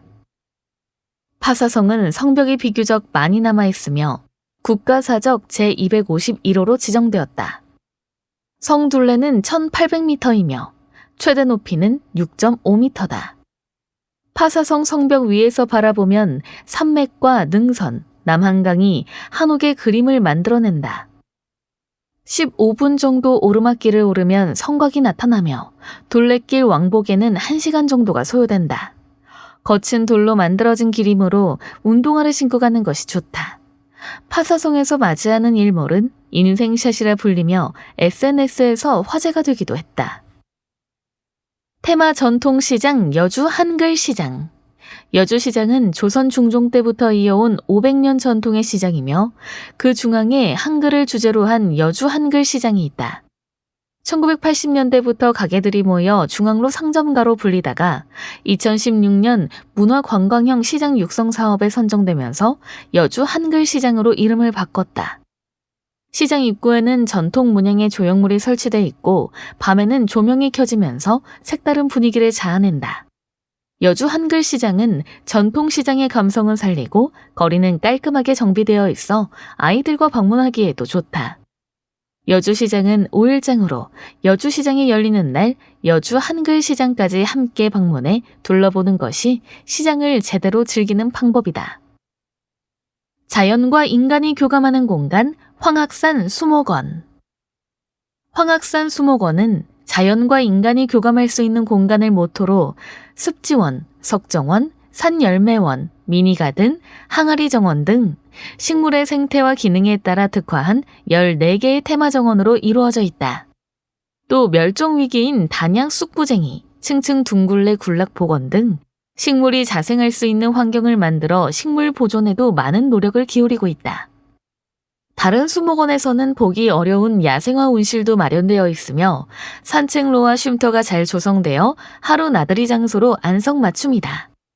산림박물관은 어린이 눈높이에 맞춰 동식물에 대한 자세하고 친절한 설명을 제공하고 있으며 전시 공간도 마련되어 있어 다양한 문화체험이 가능하다. 함께 건강 건협 지구를 부탁해. 당신이 잠든 사이에 지구를 지키는 친환경 난방법. 날씨가 선선해지면서 실내 공기도 썰렁한 느낌이 든다. 서서히 난방을 시작할 때가 돌아왔다. 겨울철 난방기기는 온실가스를 배출하여 지구온난화 주범으로 손꼽힌다. 환경을 생각하면서 따뜻한 겨울을 보낼 수 있는 친환경 난방법으로 깊게 잠든 밤에도 지구를 지켜나가자. 가장 기본은 따뜻한 옷차림. 친환경 난방법의 가장 첫 단계는 계절에 알맞은 옷차림에서 시작한다. 집안에서 옷만 잘 챙겨 입어도 충분한 보온 효과를 누릴 수 있다. 활동하기 편안한 차림 안에 얇고 가벼운 내복 한 벌만 껴입어도 약 3도의 체감 온도를 높이는 효과가 있다. 겨울 난방 온도를 3도 낮추면 난방 에너지를 20%나 절감할 수 있으며 온실가스 감축에도 도움이 된다. 이에 더해 포근하고 두께감 있는 수면 잠옷이나 양말을 착용하면 체감 온도를 더 높일 수 있으며 거실에 무릎 담요를 구비해두고 필요할 때마다 사용하면 충분히 따뜻한 실내 생활을 할 수 있다. 이 밖에도 따뜻한 차를 마시면 몸을 금세 훈훈하게 데울 수 있다.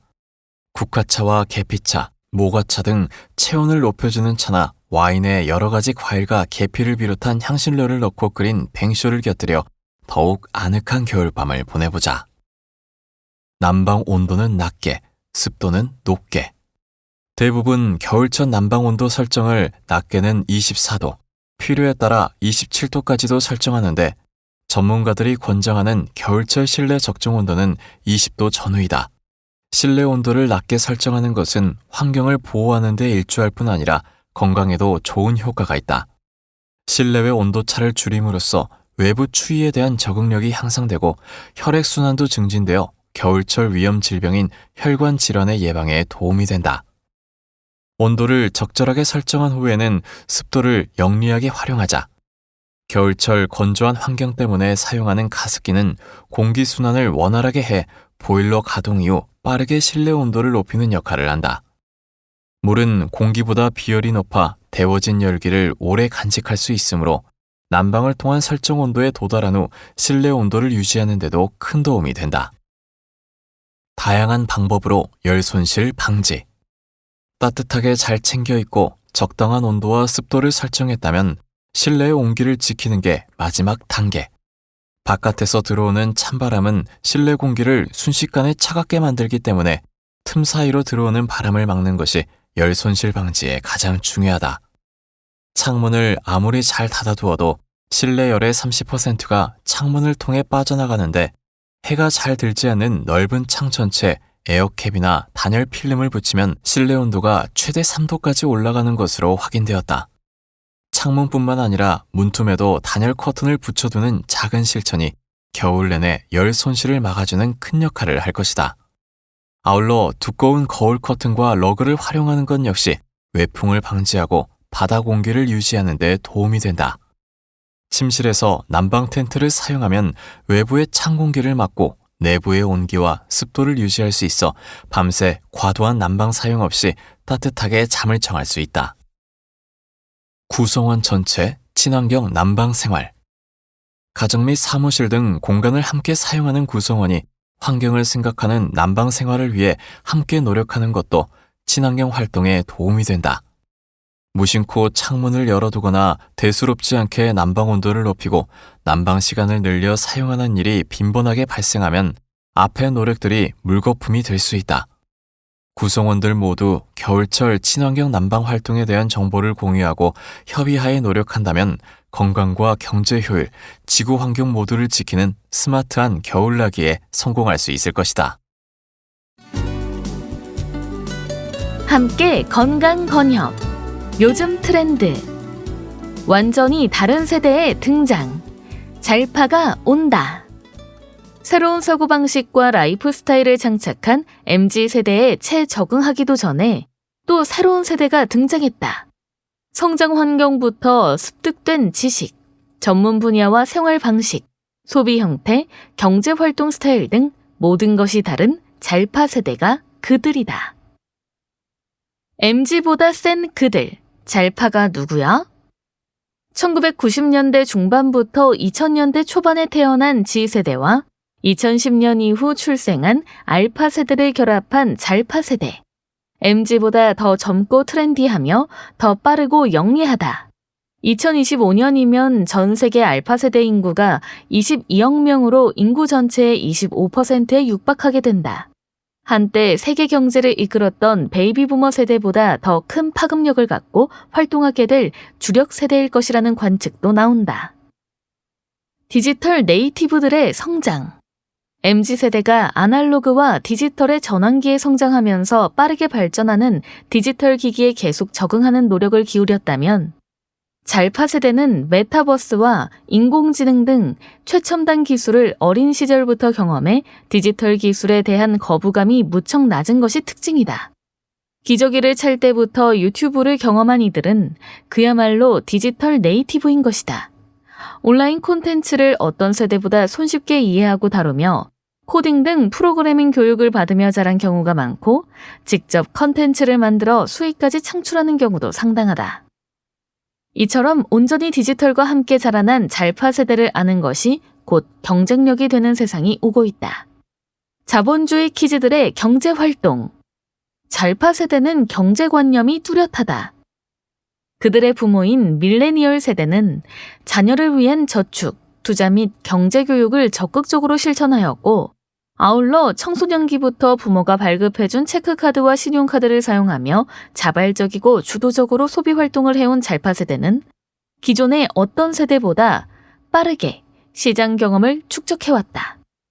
이미 금융권에서는 14세에서 18세 청소년과 20대 초반 성인의 대량 유입에 대비하여 다양한 금융상품을 잇따라 선보이고 있으며 해당 연령층이 사용할 수 있는 가족 공유 형태의 금융 앱 개발에도 심혈을 기울이고 있다.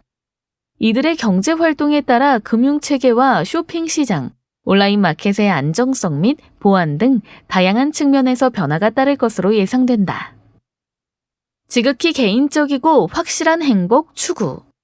버추얼 라이프에 익숙하고 그것을 충분히 즐기는 잘파 세대는 구성원 전체가 속한 사회보다 자신과 같은 취향과 취미, 일 등을 공유하는 사람들이 모인 커뮤니티가 더 친숙하다. 이들의 행복 추구는 소속감보다 만족감에 있다. 첨단 IT 기술에 능숙한 덕분에 사람이나 모임 간의 연결성과 확장성이 강하고 흥미와 즐거움이 보장된다면 기꺼이 시간과 돈을 사용한다. 낯선 사람들과의 이색적인 경험도 좋아하지만 불편하거나 부담스러운 상황과 관계는 애초에 차단하는 개인주의적 성향 또한 잘파 세대의 특징이다. 개인의 취향과 선호도가 굉장히 분명한 세대의 특성상 패션, 음악, 운동, 음식, 학업 등 주요 분야에서 시장이 무척 세밀화될 것이며 전반적인 사회 변화도 가져올 것으로 추측하고 있다. 2000년대 이후 각종 세대론이 쏟아졌다. X세대부터 88만원 세대, 3포 세대, MZ에 이어 잘파까지 이어진 세대로는 이제 단순히 시대별 인구의 특징을 더하는 해석이 아닌 미래 트렌드를 예측하고 대비할 수 있는 자료가 되고 있다. 잘파 세대를 보며 우리가 무엇을 해야 할지 통찰하는 것이 곧 미래를 준비하는 길일 것이다. 함께 건강 건협 메디체크 탐방. 과학적 건강관리를 위한 정확한 진단 근거의 산실. 중앙검사본부. 중앙검사본부는 전국 17개 검진센터의 진단의학과 병리검사를 수행, 코로나19 팬데믹 위기 상황에 대처하며 성장을 거듭했고 보람 또한 컸다. 110만 건의 코로나19 진단검사를 수행하며 전문 수탁검사 기관으로 자리매김한 것이 가장 큰 수확이다. 그간의 노력과 성과를 기반으로 국민의 건강관리를 위해 정확하고 신뢰할 수 있는 결과를 제공할 수 있도록 더욱 최선을 다할 것을 다짐하는 중앙검사본부를 다녀왔다. 중앙검사본부 주소 서울 강서구 화곡로 372. 검사 요일과 시간 월요일에서 금요일까지 8시부터 17시까지, 토요일 8시부터 13시까지. 고객센터 02-3662-1107. 홈페이지 medilab.kahp.or.kr. 정확성에 의거한 신뢰성 확보가 강점. 2015년 11월 문을 연 중앙검사본부는 전국 17개 지부의 진단의학검사와 병리검사를 중앙화하며 철저한 정도관리를 바탕으로 신뢰할 수 있는 정확한 결과를 제공한다.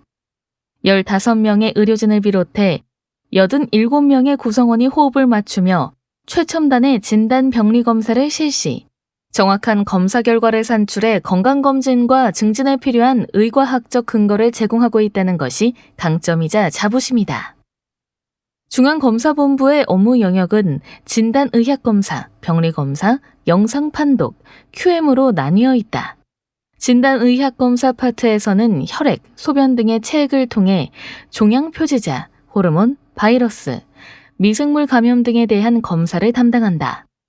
진단의학검사실은 임상화학, 진단면역, 분자진단, 진단혈액, 진단미생물 등 5개 분야로 구성돼 최첨단 자동화 검사 장비로 최고 품질의 검사 결과를 제공하고 있다. 탈락세포나 액상세포, 절제나 생검 등을 통해 얻은 조직을 형태적, 면역학적으로 판독해 질환을 분류하고 진단하는 병리검사 파트는 11명의 병리 전문의와 30명의 전문 인력이 최신 장비를 채택해 정확한 병리검사 서비스를 제공하고 있다. 영상판독센터에서는 전국 17개 지부에서 판독을 필요로 하는 경우 영상을 원격으로 전송받아 분야별 영상의학 전문의가 수준 높은 판독을 제공한다. 마지막으로 품질 개선을 위한 QM 파트에서는 각 지부에서 실시하는 임상화학 검사의 결과 오류 최소화와 결과 일치율을 높이기 위한 분석 등을 시행하고 있습니다. 변화하는 의료 패러다임에 부합하는 신속한 대응. 전국 17개 지부에 분산된 진단검사를 중앙화해 검사를 실시하므로 중앙검사본부와 지부 간의 협조와 노력이 무엇보다 중요하다. 코로나19를 계기로 전문 수탁 검사기관으로서 자신감을 확보한 만큼 중앙검사본부는 전산 시스템 구축과 더불어 내부 만족도를 위한 개선 작업에도 더욱 박차를 가할 계획이다. 올 한 해 목표를 지부의 니즈를 보다 면밀히 살펴 함께 성장할 수 있는 기반을 마련해가는 것으로 설정하고 그 일환으로 차세대 염기 서열 분석 장비를 도입했다. 최근 의료 패러다임이 치료에서 진단과 예방으로 예방과 치료를 위한 개인 맞춤형 정밀 의료로 전환되고 있다. 이와 같은 변화에 부합해 건협을 찾는 고객들에게 새로운 검사 방법으로 건강을 유지하고 관리하는 계기를 제공하고자 중앙검사본부는 올해 1월 첨단 NGS 장비를 도입하고 특화된 전문 의료진을 초빙하여 차별화된 유전자 검사 시스템을 구축하고 있다. 질병의 조기 발견과 질병을 예측할 수 있는 요인들의 확인이 중요한 만큼 NGS 장비를 통해 부모로부터 물려받은 유전자 변이를 확인하고 암이나 급성 심정지 예측 검사를 통해 건강검진의 질을 향상할 수 있을 것으로 기대된다. 직원과 조직이 함께 발전하는 중앙검사본부. 중앙검사본부는 본연의 임무인 검사 이외의 학술적인 리서치에도 남다른 관심을 기울이고 있다. 검사 데이터를 바탕으로 과학적인 근거를 찾고 이 검사가 건강관리를 위해 얼마나 유용한지를 검토하는 일 또한 중앙검사본부의 역할이라 판단하는 까닭이다. 우리 직원들은 나의 발전이 곧 조직의 발전이고 나의 미래가 조직의 미래라 생각하기 때문에 공부하면서 자신의 부족한 부분을 채워나가고자 하는 의지가 높습니다. 힘든 코로나 시기를 극복하며 묵묵히 검사실에서 국민을 위해 수고해준 우리 구성원들이 자랑스럽고 또 우리의 노력과 헌신으로 많은 것들이 정상화될 수 있었다고 생각합니다. 이정희 본부장은 설립 10주년인 내년에는 중앙검사본부가 국민의 건강관리를 위해 정확하고 신뢰할 수 있는 결과를 제공하는 본연의 임무에 충실할 수 있도록 동호회 활동 활성화, 여유로운 휴게 공간 확보 등 직원을 최우선으로 생각하는 근무 환경을 조성할 계획이다. 또한 구성원 모두의 노력이 있어야 중앙검사본부의 밝은 미래를 기대할 수 있다고 강조하며 현재에 머무르지 않고 지속적으로 성장하는 조직이 될 수 있도록 최선을 다할 것이라고 밝혔다. 지부가 고객을 소중하게 대하듯 우리는 혈액 샘플 하나하나를 소중하게 다룹니다. 샘플 하나에 눈, 코, 입이 있다고 생각하고 내 가족을 대하듯 최선을 다하겠다고 약속드립니다. 미니 인터뷰. 조한익 원장. 정확한 검사 결과 산출을 통한 과학적 건강관리를 추구합니다. 건강검진과 건강관리에 적합한 검사를 정확하게 실시해 과학적 근거를 마련하는 것이 중앙검사본부의 역할입니다. 이 과정은 중앙검사본부뿐만 아니라 모든 17개 지부 구성원의 협조와 노력으로 이루어집니다. 특히 검사의 신뢰도 유지를 위해 매일 표준 물질로 검사의 정밀성을 검증하는 내부 정도 관리와 국내외에서 실시하는 정도관리 프로그램에 가입해 결과의 정확성을 평가받고 있습니다. 최근 의료 패러다임은 치료에서 예방과 맞춤형으로 변화하고 있습니다. 이에 중앙검사본부는 차세대 염기서 열 분석 장비를 도입해 암과 급성 심정지 유전자 변이를 확인하고 건강관리에 활용할 수 있도록 하였습니다. 또한 건강검진에서 사용될 참고 범위를 설정, 경계인의 범위를 확립하는 분석도 진행 중이며 진단 면역검사와 임상화학검사 장비를 연결한 독립실행형 자동화 시스템을 구축하여 검사 전 과정에서 발생할 수 있는 오류를 최소화하고 결과를 신속 보고할 수 있도록 했습니다. 정확한 검사 결과가 코로나 방역의 핵심이었던 것처럼 우리가 추구하는 과학적 건강관리의 핵심도 정확한 검사 결과에서 비롯됩니다. 빠르게 변화해가는 의료 패러다임 속에서 고객들에게 알맞은 건강 수명을 위해 유용한 정보를 산출, 활용할 수 있도록 계속해서 노력하겠습니다. 중앙검사본부 병리검사과 업무 소개. 병리검사과는 무슨 일을 하나요? 병리검사는 인체로부터 절취된 조직이나 자연적으로 떨어져 나오는 세포들의 형태를 현미경으로 관찰해 질병을 진단하고 예후 및 치료의 방법을 결정하는 매우 중요한 검사입니다. 질병의 정확한 진단에 필수적인 검사 과정으로 건강관리와 검진의 중요한 역할을 담당하고 있습니다. 건강검진에서는 내시경, 유방, 갑상선 등 세침 흡인, 자궁 세포진 검사가 대표적인 검사입니다. 병리검사과에서 시행하는 검사 과정이 궁금합니다. 병리검사는 크게 조직병리와 세포병리로 구분해 검사를 실시합니다. 조직병리검사란 생검 및 수술검체 등 인체로부터 절취된 조직을 슬라이드로 제작해 현미경 건경을 통해 세포의 모양과 배열된 형태를 보고 질병을 진단하며 이를 통해 질병의 예후 및 치료 방법을 결정합니다. 세포병리학은 신체의 여러 부위에서 얻은 세포를 검사해 병의 원인이나 성상을 밝혀내는 진단적인 분야를 말합니다. 세포병리검사 종류로는 자연적으로 떨어져 나오는 세포들을 관찰하는 탈락세포검사, 자궁경부세포, 객담세포, 소변세포, 체액세포와 얇은 바늘을 이용해 병변의 세포를 뽑아 검사하는 세침 흡인세포검사, 갑상선, 유방, 림프절 등이 있습니다. 세포병리검사의 장점은 몸에 직접 칼로 절개를 해서 조직을 얻는 생검에 비해 환자에게 고통이 적고 검사가 간단하며 조직병리검사에 비해 신속한 진단이 가능합니다. 검사 방법의 용이성, 접근성과 더불어 민감도, 특이도가 높은 검사 방법입니다. 조직병리검사 순서. 검체 접수. 집으로부터 수탁받은 검체를 접수해 의뢰서 출력. 유관검사. 검체 확인 후 조직을 전처리하는 단계. 조직 침투. 전처리된 검체를 고정 탈수, 침투시키는 단계. 조직 포매. 검체를 파라핀으로 블록화하는 단계. 조직 박절. 블록을 박절해 슬라이드를 제작하는 단계. 염색 및 봉입. 슬라이드를 H&E 염색 및 봉입하는 단계. 판독. 병리 전문의 판독 결과 등록. 세포 병리검사 순서. 검체 접수. 집으로부터 수탁받은 검체를 접수해 의뢰서와 검체 확인. 염색 및 봉입. 슬라이드를 PAP 염색 및 봉입하는 단계. 판독. 세포병리사 1차 판독 및 병리 전문의 판독 결과 등록. 실천, 건강생활, 공모전. 건강한 생활습관 실천해요. 2023 건강생활 실천 디자인 영상 공모전. 한국건강관리협회는 건강생활 습관을 유도하고 신체 활동의 중요성을 알리고자 교육부와 보건복지부 후원으로 2023 건강생활 실천 디자인 영상 공모전을 개최했다. 디자인 160편, 영상 106편 등 총 266편의 작품이 출품되었으며 그중 36편의 작품이 수상의 영예를 안았다. 10월 5일 한국건강관리협회 추다몰에서 열린 2023 건강생활 실천 디자인 영상 공모전 시상식에는 김인원 회장, 장국진 전략사업본부장을 비롯해 대상, 최우수상, 우수상, 장려상 수상자와 가족 등 30여 명이 참석했다.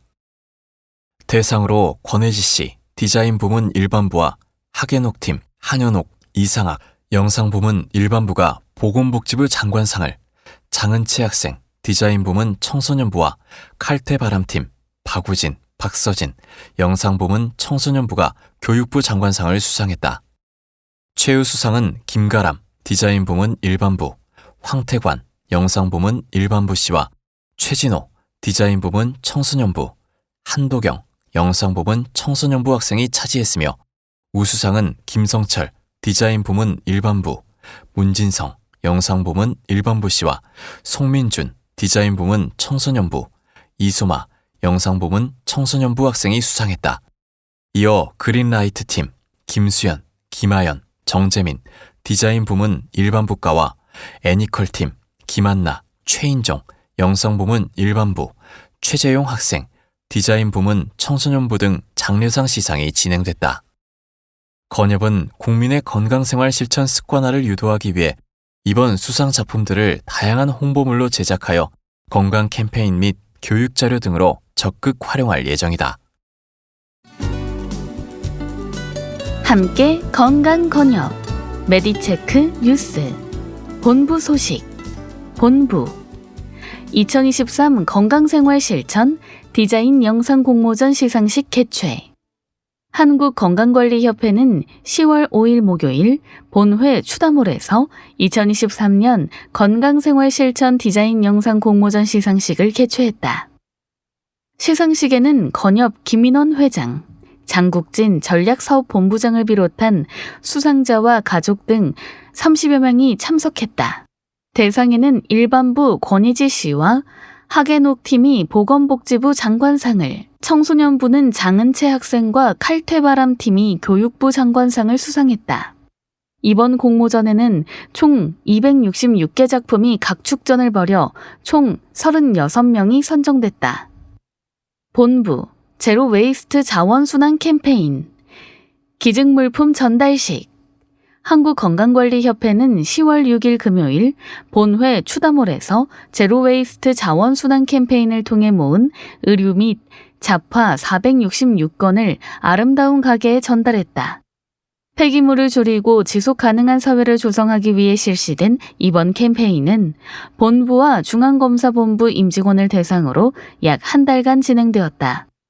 모인 물품들은 아름다운 가게 매장을 통해 판매되어 지역 취약계층 지원에 사용될 예정이다. 본부, 카메룬의 건강증진 모니터링단 파견. 한국건강관리협회는 카메룬 중앙주 주민주도형 식수위생환경 개선을 통한 소외 열대질환 관리 사업의 일환으로 9월 17일 일요일부터 9월 23일 토요일까지 카메룬 중앙주 야운데 및 바피아 지역에 모니터링단을 파견했다. 이번 모니터링단은 사업지역 3개 학교를 방문하여 소외 열대질환 예방을 위해 지원된 식수위생시설의 운영 및 관리 현황을 점검했으며 중앙주 17개 보건구 사업지역의 아동 3,600명을 대상으로 소외 열대질환 유병률 조사를 위한 대변 및 소변 검사를 실시했다. 본부, 국민건강보험엔 기생충 박물관 방탈출 게임 셧다운 오픈. 한국건강관리협회는 10월 10일 화요일 국민건강보험공단과 기생충 박물관이 협업하여 제작한 게임 콘텐츠 셧다운을 오픈했다. 건강보험이 사라진 날이라는 주제로 기생충 팬데믹이라는 가상의 상황을 설정하고 기생충 박물관에서 사라진 건강보험의 자료를 복구하는 미션을 수행하는 방탈출 게임이다. 증강현실, QR코드 등을 활용하여 총 15개의 미션과 숨겨진 힌트로 게임을 수행할 수 있다. 누구나 무료로 참여 가능하며 올해 12월 31일까지 진행된다. 지부 소식, 서울 서부 2023 제로웨이스트 자원순환 캠페인 실시. 서울 서부지부는 10월 6일 금요일 2023 제로웨이스트 자원순환 캠페인 기부물품 전달식을 실시하였다. 이번 캠페인은 서부 임직원의 적극적인 참여로 의류 354개, 잡화 92개, 도서 음반 77개, 가전 4개 등 총 527개를 기증하여 ESG 사회공헌을 실천하였다. 서울 서부지부는 앞으로도 나눔 사업과 자연환경보호 활동 등 다양한 사회공헌 활동을 통해 지역 주민의 사랑과 관심 속에 신뢰받는 건강검진 기관이 되도록 노력하겠다고 밝혔다. 서울 동부 경로의 달 맞이 건강 캠페인 실시. 서울 동부지부는 10월 5일 목요일 희망광진 한마음 대축제에 참여해 지역 주민을 대상으로 스트레스 측정을 비롯한 건강 캠페인을 실시하였다. 뇌파 맥파 검사를 통해 현재 스트레스 상태를 측정하고 스트레스 해소법과 건강검진의 중요성에 대해 알렸다. 앞으로도 서울 동부지부는 보건의료기관으로서 지역 주민의 건강 증진을 위한 활동을 이어나갈 계획이다. 서울 강남 도요새 놀이터 환경정화 봉사활동 실시.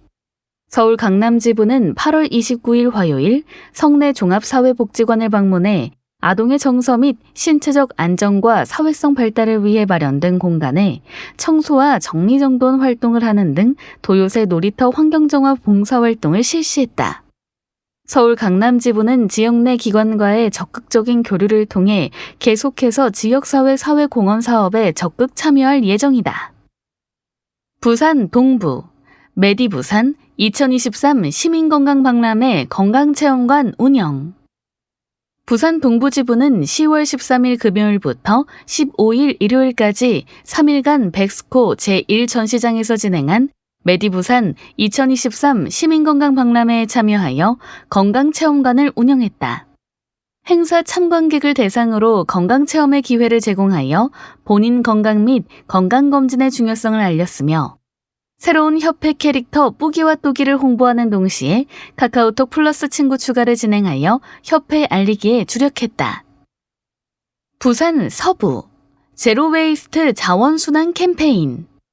부산 서부지부는 자원 재순환과 나눔 실천을 위해 10월 5일 목요일 아름다운 가게 부산본부에 제로웨이스트 자원순환 캠페인 물품을 전달하였다. 부산 서부지부 임직원이 참여하여 의류, 자파 등 총 789점의 물품을 기증했으며 소외된 이웃을 위해 사용된다. 부산 서부지부는 앞으로도 보건의료기관으로서 지역사회의 나눔과 사랑 실천에 앞장서서 최선을 다하겠다고 밝혔다. 대구시 찾아가는 시민사랑방 건강 캠페인 실시.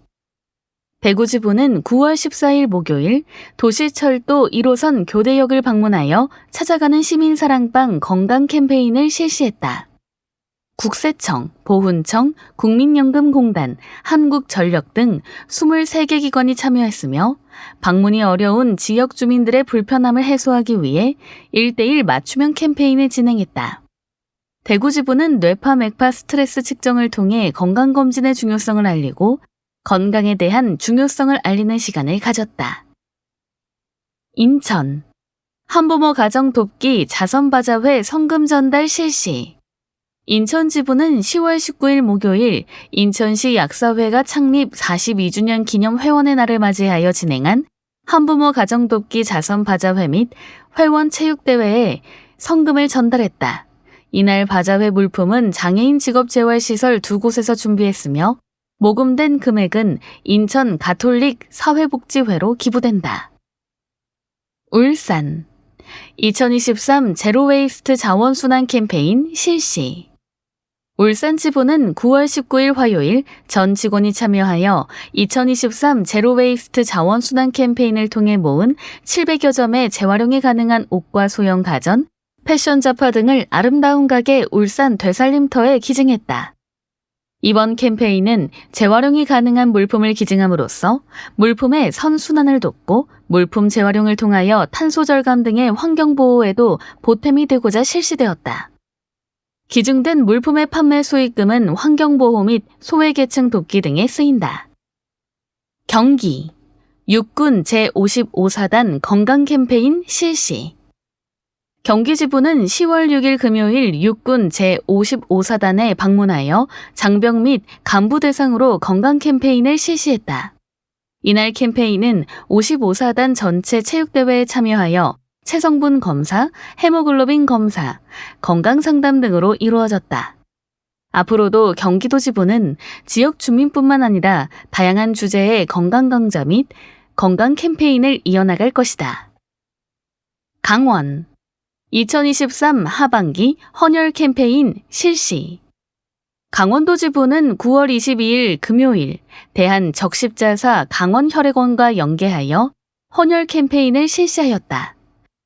이번 캠페인에는 임직원과 지역 주민이 함께 참여했으며 희망자에 한하여 사회공헌 활동을 위한 헌혈증을 기증받았다. 강원도 지부는 앞으로도 지역 주민과 함께 다양한 사회공헌 활동을 이어나갈 예정이다.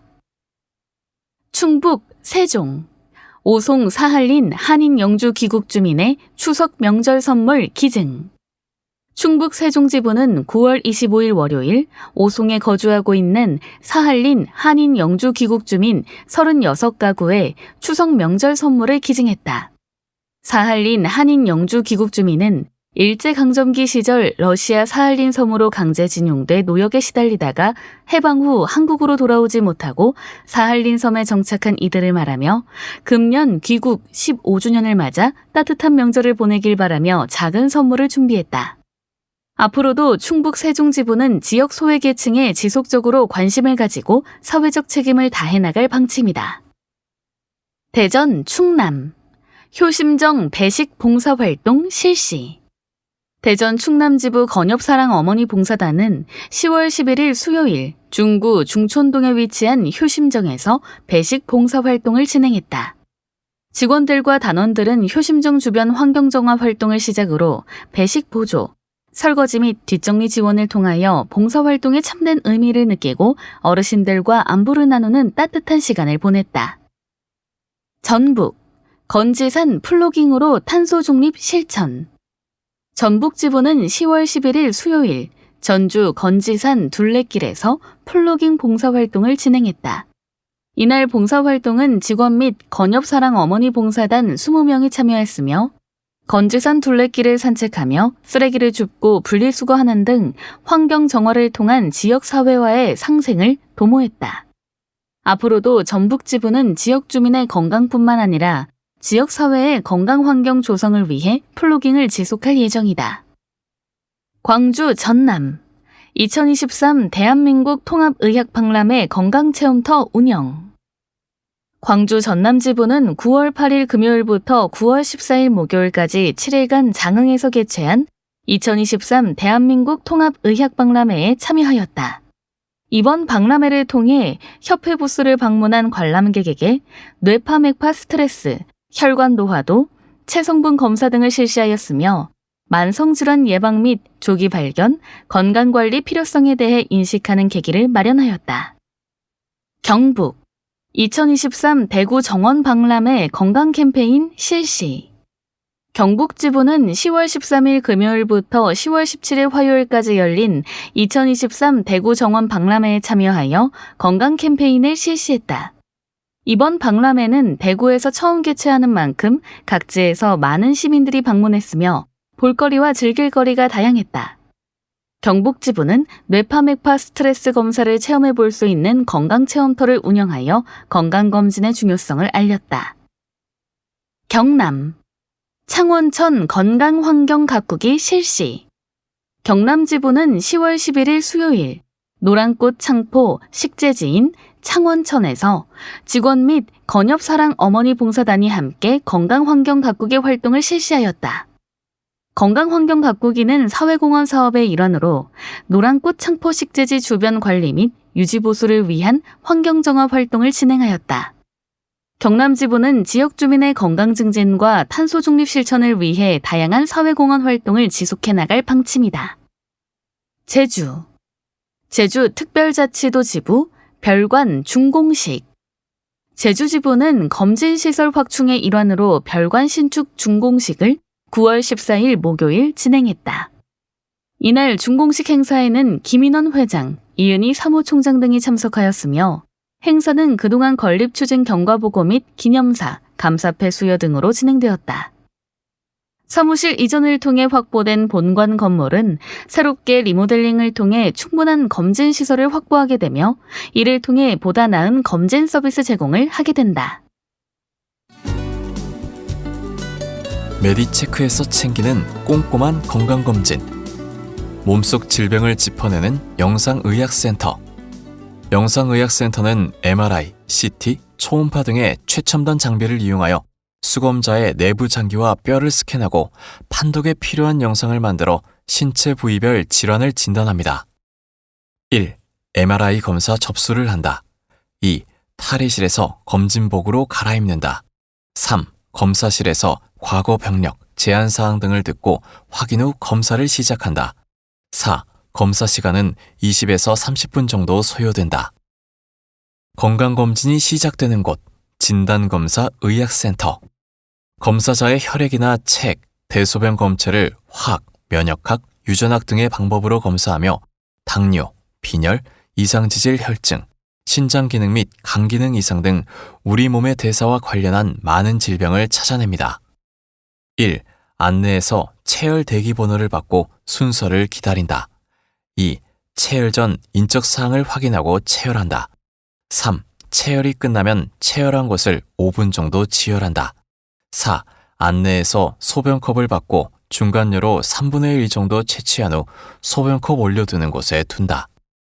건강한 치아를 위해 검진, 건강증진 치과의원. 치과검진은 치과 병력과 구강건강 인식도, 구강건강 습관을 문진표로 평가하고 구강검사 결과를 토대로 종합 판정을 하고 조치합니다. 구강검진으로 우식, 수복, 상실치아 등을 검사하고 치은염증 및 치석도 확인합니다. 1. 구강검진 결과 통보서에 인적사항을 기재하고 문진표 평가를 한다. 2. 대기실에서 차례가 되면 구강검진을 받는다. 3. 검진 결과에 따라 당일 스케일링과 치경부 마모증 진료에 대한 안내를 받는다. 메디체크 한국건강관리협회. 함께 건강건협 독자와 함께 10월호를 읽고 도전 건강결심의 눈 건강 지키기 기사를 잘 읽었습니다. 몸이 1000냥이면 눈이 900냥이라는 말이 있듯이 나이가 들면서 노안이 오니 눈도 이제 서서히 존재감을 드러내는구나 싶더라고요. 앞으로 더 나빠지지 않게 생활 속 습관을 고쳐서 예방해야겠다는 생각이 들었습니다. 유익한 정보 감사합니다. 일항미, 대구 달성군. 건강한 밥상에 소개된 가을에 더 맛있는 무와 표고버섯으로 만드는 반찬 정보가 도움됐습니다. 보통 조림 반찬을 만들 때 주 재료로 고기를 사용했는데 고기 대신 버섯을 넣으면 식감과 건강 둘 다 챙길 수 있을 것 같아요. 기름진 추석 음식을 먹은 뒤라 소화에도 부담 주지 않는 표고버섯 무조림을 꼭 해먹어 보려고요. 김창순, 서울시 광진구. 활력 충전에 소개된 의자를 이용한 바른 자세 만드는 동작을 따라 해보니 도움이 많이 됐습니다. 거북목에 경추, 요추 통증이 있는데 사무실에서 근무하다가 틈틈이 따라할 수 있어서 좋았어요. 영상으로도 제작해 주셔서 감사드립니다. 전문가분이 설명해 주시니 따라하기도 쉽고 허리 통증이 조금 없어진 것 같아요. 강주은, 경북 구미시. 건강하게 나이 들기에 뇌를 건강하게 지키는 방법 인지 예비능 부자되기 기사가 인상적이었습니다. 생소한 단어임에도 근력을 예로 들어 쉽게 이해할 수 있었어요. 근력을 키우듯이 동적인 활동과 정적인 활동의 균형, 혼자서의 집중과 상호작용 활동의 균형, 수동적인 활동과 능동적인 활동의 균형을 통해 인지 예비능 부자가 되어야 치매 풀이가 될 수 있음을 명심하게 됐어요. 한덕희, 부산시 연제구. 11호 독자 퀴즈. 산이나 들판에서 주로 서식하는 설치류에 기생하는 털 진드기 유충이 사람의 피부에 달라붙어 흡혈하는 과정에서 감염이 발생해 고열이 동반되는 질병은 무엇인가요? 20에서 23페이지 참고. 참여 방법. 독자 퀴즈까지 읽고 웹진에서 참여 가능합니다. 참여 기간 2023년 11월 3일 금요일부터 11월 16일 목요일까지.